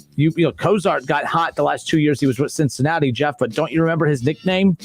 Jeff, or, Zach Ozart? I mean, there was but we're talking about defensively being able to play multiple positions as well. I don't know. We'll see. Shaw says 5 for his, on a scale of 0, on a scale of 1 being non-playoff team to 10 World Series team. Where would you rank the Reds right now with this revamped bullpen? I don't know. We'll be back in a moment. Real quick, Charles Tackett says, how many games have been given away this year from the bullpen? Probably double digits. Actually, I'm glad you asked. The Reds this season, they have only lost 5 games that they have led in the 7th inning. They have only lost 5 games they have lost in the 7th inning. The bullpen is bad statistically from an ERA standpoint, from a total hits and total home run standpoint. But I did find that interesting. But the Reds are also known as the come from behind team, right? So, Charles, I'm glad you asked that. There was one stat that I had written down that I'm always hoping someone asks because I have the answer to it. And Charles set me up perfectly. We got to hit this break. You hit the music for a reason. We'll be back. Don't go anywhere. It's the Justin Kinner Show with Kev Nash. Justin, you're awesome, baby. Right here on 1410 ESPN Radio. ESPN 1410 Wing AM weather. This afternoon will be partly cloudy, a high near 90. Tonight will also be partly cloudy, a low around 70. And tomorrow will be partly cloudy with a chance of showers and thunderstorms, a high near 92. I'm Pete Spivak for 1410 ESPN Radio. Weather is brought to you by Cullet Propane, making buying propane easy since 1952, offering budget billing and pre-buy options. Find out more at culletpropane.com. This is a big deal. Now at healthcare.gov, millions more people can afford health coverage. Due to the COVID relief law, 4 out of 5 customers can get a plan for under $10 a month with financial help. From doctor visits to preventive services to prescription drugs. These are quality plans. You can do this. You can have coverage as soon as August 1st if you sign up now at healthcare.gov. Paid for by the U.S. Department of Health and Human Services.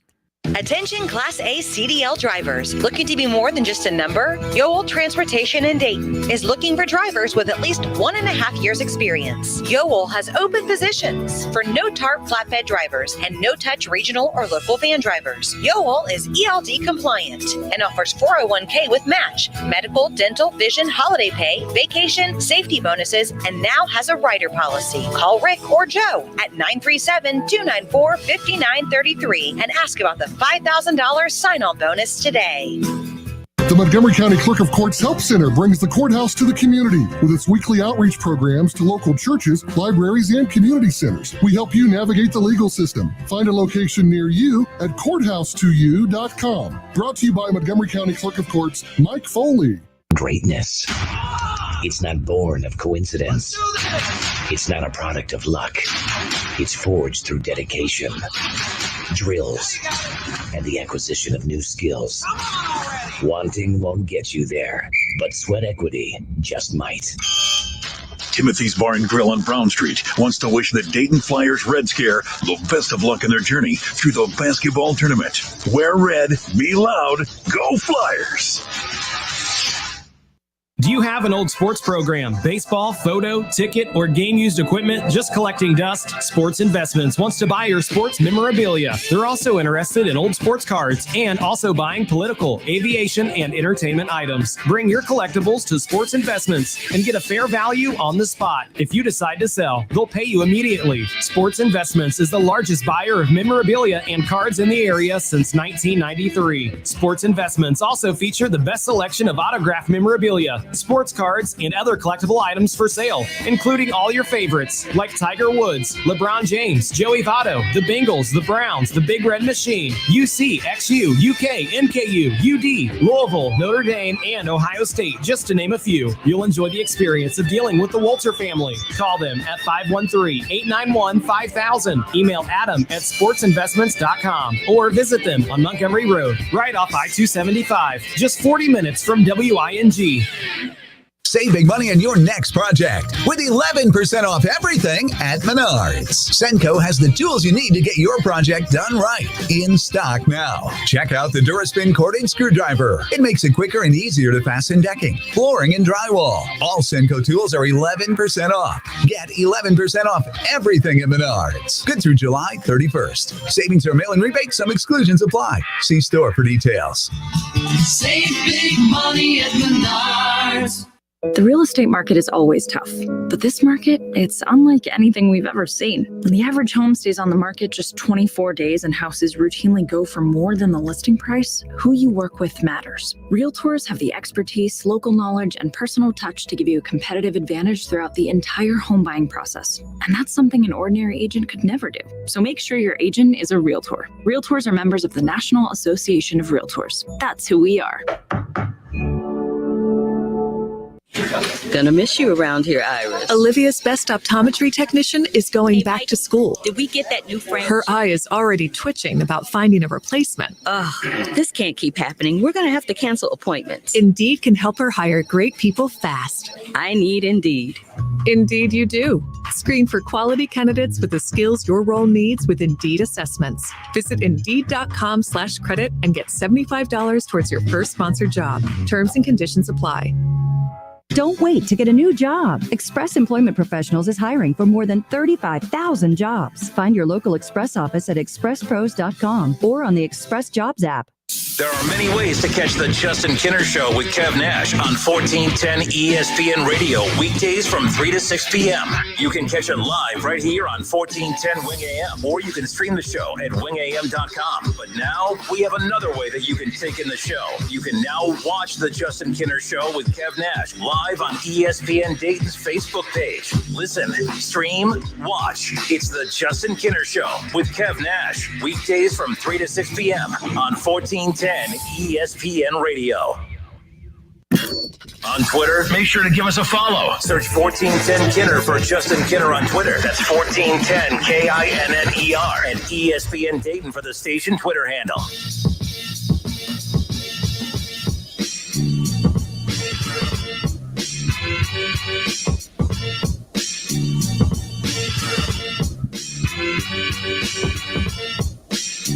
All right, we welcome you back. Justin Kinner, Kev Nash with you here. So, folks, I have to admit something.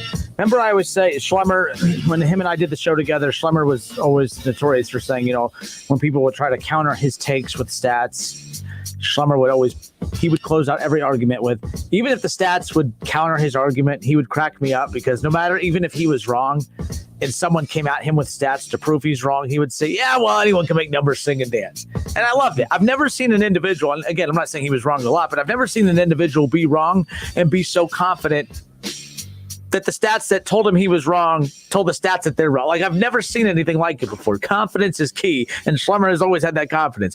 But you can make numbers sing and dance. So how about this? I'm ready to confuse everybody. You guys ready for this? Because when I gave that stat that the Reds have only lost 5 games, have only blown 5 games where they lead and heading into the 7th inning, I said it with confidence. And then the reaction I got on social media, I started doubting myself. So I went and found it. And this is MLB's Fox, and this is Major League Baseball, Fox Sports stats. And this is what Schlemmer always means by you can make numbers sing and dance. And I blame Nick Kirby for this because I saw this on his Twitter. The Reds have the 3rd most blown saves in baseball. But Nick Kirby, and again, trying to use the advanced analytics and trying to use numbers to sing and dance to fit his point, Nick Kirby then says, well, the Reds have only lost 5 games. They've only blown 5 saves that when taking a lead into the 7th inning. And he's not wrong. When the Reds take a lead into the 7th inning, they have only lost 5 times, or have only given up the lead 5 times. But what you forget about, and this is what's important, when we talk about making numbers sing and dance, and that made me look wrong here, if I'm wrong, I want to be wrong on my own, not because someone else was trying to make a number sing and dance. That's annoying. So here's the deal. Here's the caveat there, Kev. Well, the Reds have only lost 5 times, 5 losses all season when leading into the 7th inning. That sounds crazy with how bad this bullpen is, right? So that's a true statement. Another true statement is the Reds have the 3rd most blown saves in baseball. You want to know another crazy stat? The Reds have the 5th most saves in baseball. The Reds have the 5th most saves in baseball. They also have the 3rd most blown saves in baseball. They also only have 5 losses when leading heading into the 7th inning. How do all 3 of those things tell a different story? That right there is making numbers sing and dance. And this is what I always say, like, no matter what your opinion is on something, whether it's something serious like COVID-19 and the coronavirus vaccine, or something as stupid as the Reds bullpen, you can always find a number to sing and dance to fit your point, and then everyone thinks that they are right, and no one thinks that they are wrong, because they find the number and the stat that makes them feel comfortable about their take, and they ignore everything else. So I just I fell into this trap. I heard that stat, and I'm like, man, that's amazing. And I said it with confidence, and I believed it. And I'm not wrong. It actually is true. The Reds have only lost 5 times when taking a lead into the 7th inning. That sounds super, right? This team should have 100 wins by now, right? With that take. So the Reds have only lost 5 times with taking a lead into the 7th inning. Wow, that sounds pretty good. The Reds have the 5th most saves in baseball. Wow, that sounds pretty good. The Reds have the worst ERA bullpen in baseball. And they also have the 3rd most blown saves in baseball. Numbers can sing and dance. They can tell any story that you wanted to tell. I found that fascinating. So, anyways, there's that. But, I don't know. You are so disappointed. Oh, I was ticked off because when I saw the reaction, I was like, man, I said that with, it's one. Sometimes this is how I get away with saying things wrong. I'm like, yeah, so the team, blah, blah, blah, blah, blah. I think that's what I read. That's how I get away with it. So that if I'm wrong, I could say, oh, I thought I read that, but no, it's not the case. But this, I'm ticked off because I believed, I bought into it. And then I'm like, oh, crap, that doesn't make a whole lot of sense. They have the 5th most saves in baseball, but they have the 3rd most blown saves in baseball. Just forget my 7th inning stat. Isn't that two crazy things? Like, you agree? You can make numbers sing and dance. That's a prime example. 100%. I'm that person that I don't really look at stats. I don't. What do I need to look at LeBron James stat for? I watch the game. I know his impact on the game. I'm watching the game. I know look, LeBron is scoring the ball a whole bunch. Oh, look, LeBron's kicking it to corner threes. I wonder how many assists he has. I don't know, a bunch. So stats can tell you whatever you want. Like, I always remember it was a stat. This is like when I really started getting into basketball like crazy, but certain stats would say that, that Stephon Marbury was a better basketball player than Michael Jordan. So these stats that come up, especially these advanced stats and everything like that, I'm sure you saw a lot of the graphics during the NBA playoffs. Only 3 players in NBA history have accomplished this feat. And it'll be Michael Jordan, LeBron James, and Paul George. And it's well, one is not like the other, because I don't need to look at the stats to know Paul George ain't got nothing on LeBron James or Michael Jordan. So that's why I've never been a stat guy to say, look, man, he's averaging this, he's doing this, because I'm a loser and I watch way too much sports. No, I mean, and look, it's even trickled down into real life situations. So for instance, when COVID started happening, when COVID started, everyone said, well, look, the survival rate's 99.4%. I'm not going to hide from this thing. I mean, sure, lots of people are dying, but the survival rate's 99.4%. I'm going to take that chance. Those people that said, well, the survival rate's at 99.6%. So we're fine. But then when the vaccine comes out, and 0.00005% of the people have a bad reaction to the vaccine, the people that went with the higher number of the survival rate use that to push their take. And then whenever the vaccine comes out and there's a less than 1% chance of something bad happening with the vaccine, people want to jump on that extremely small number just to say that, well, then they threw out the percent. They weren't using the percent. Right. Then they were using the total amount of people who were having a bad reaction to it.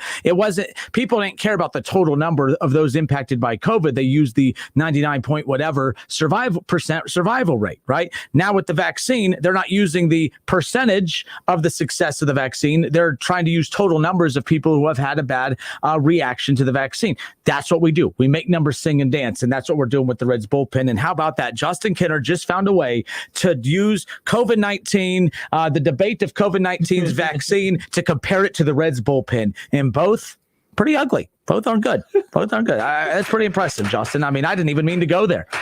And Kev, you'll like this. Oh my God, I didn't mean to do that. But welcome back. Lamar Shelley says, I hate the plus minus stats. You hate the plus. I like them. I don't know why I like that. I think that plus minus tells a story. When you're on the floor and your team plays bad, and I just feel like that's a good stat. You don't like it though. I don't like it.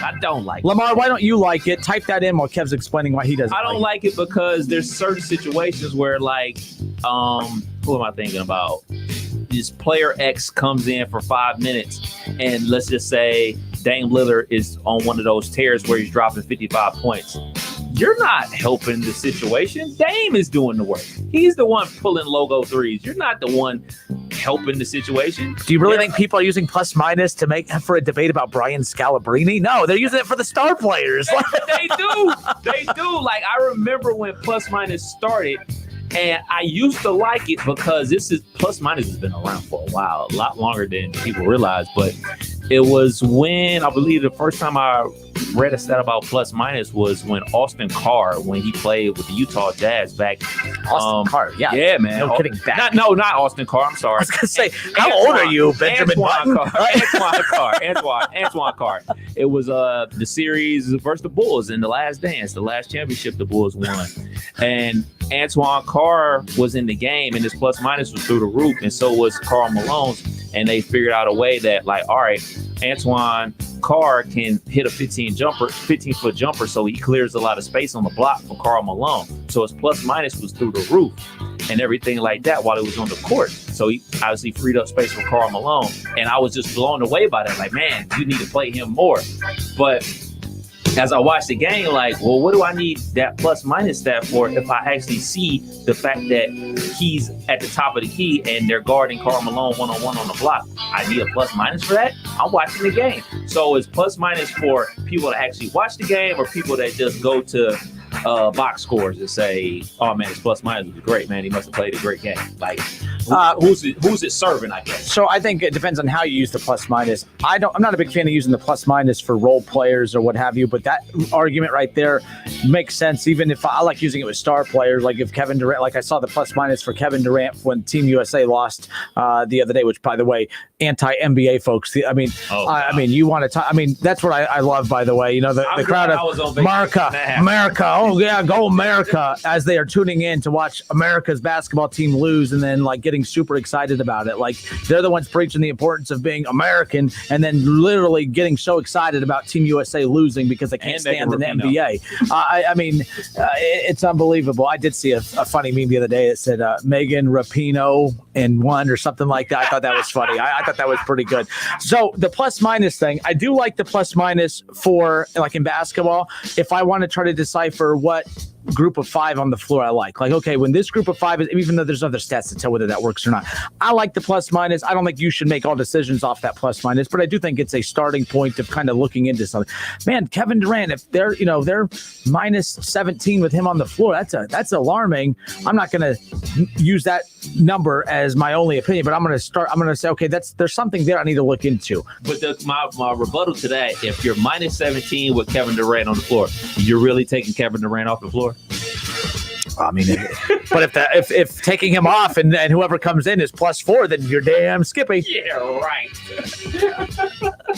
Oh my goodness. So David Shaw says, going back to our conversation about the shortstop, because when and how did the shortstop problem come about? I truly don't remember. Was it after the Cozart trade? Well, we don't have time. Fine, we have time. So when Cozart left the Reds, let's see, what year would that have been? Cozart's last year with the Cincinnati Reds was 2017. Wow, I thought it was longer than that. So Cozart, the shortstop. After Cozart, Jose Peraza was the shortstop. I liked Jose Peraza at shortstop. Jose Peraza was really good. The advanced analytical nerds tried telling you that Jose Peraza was not good. He was only hitting close to 300. He had close to 20 home runs. He had close to 80 RBIs. The dude was fantastic, and he was great for 2 years. They let him go, okay? That was Iglesias. I'm sorry, not Peraza. So Peraza never really worked out. I'm sorry, not Peraza, Iglesias. I liked Iglesias. Iglesias for that 1 year was fantastic and was one of the best players defensively, too. In fact, I remember talking to Marty Brennaman that year, and Marty Brennaman on the show that day said that at that season, so that season would have been 2019, he said there's only one player on the Reds roster in 2019 that he would have paid to watch play, and that was Iglesias, the shortstop. Goodness. That's how fun he was to watch defensively, and was really good offensively as well. So then from Iglesias, they didn't re-sign him, but then they traded for Freddie Galvis that same season and then had him the next year. Then they let Freddie Galvis go. And then they ended up with Farmer. Now, here's the deal. I do believe that they were counting on Barrero Garcia. Barrero, the top, one of the top prospects in the system at shortstop. They anticipated him being ramped up and ready to go.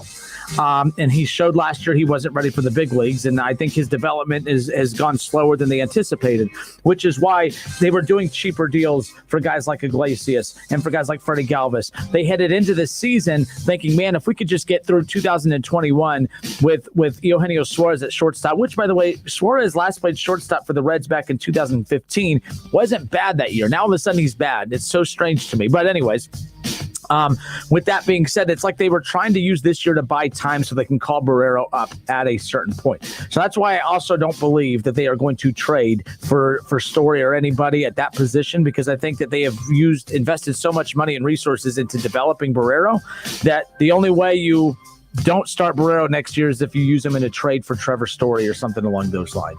So we will see. All right, this is totally off topic from the Reds baseball, but this is from Pete Thamel at Yahoo.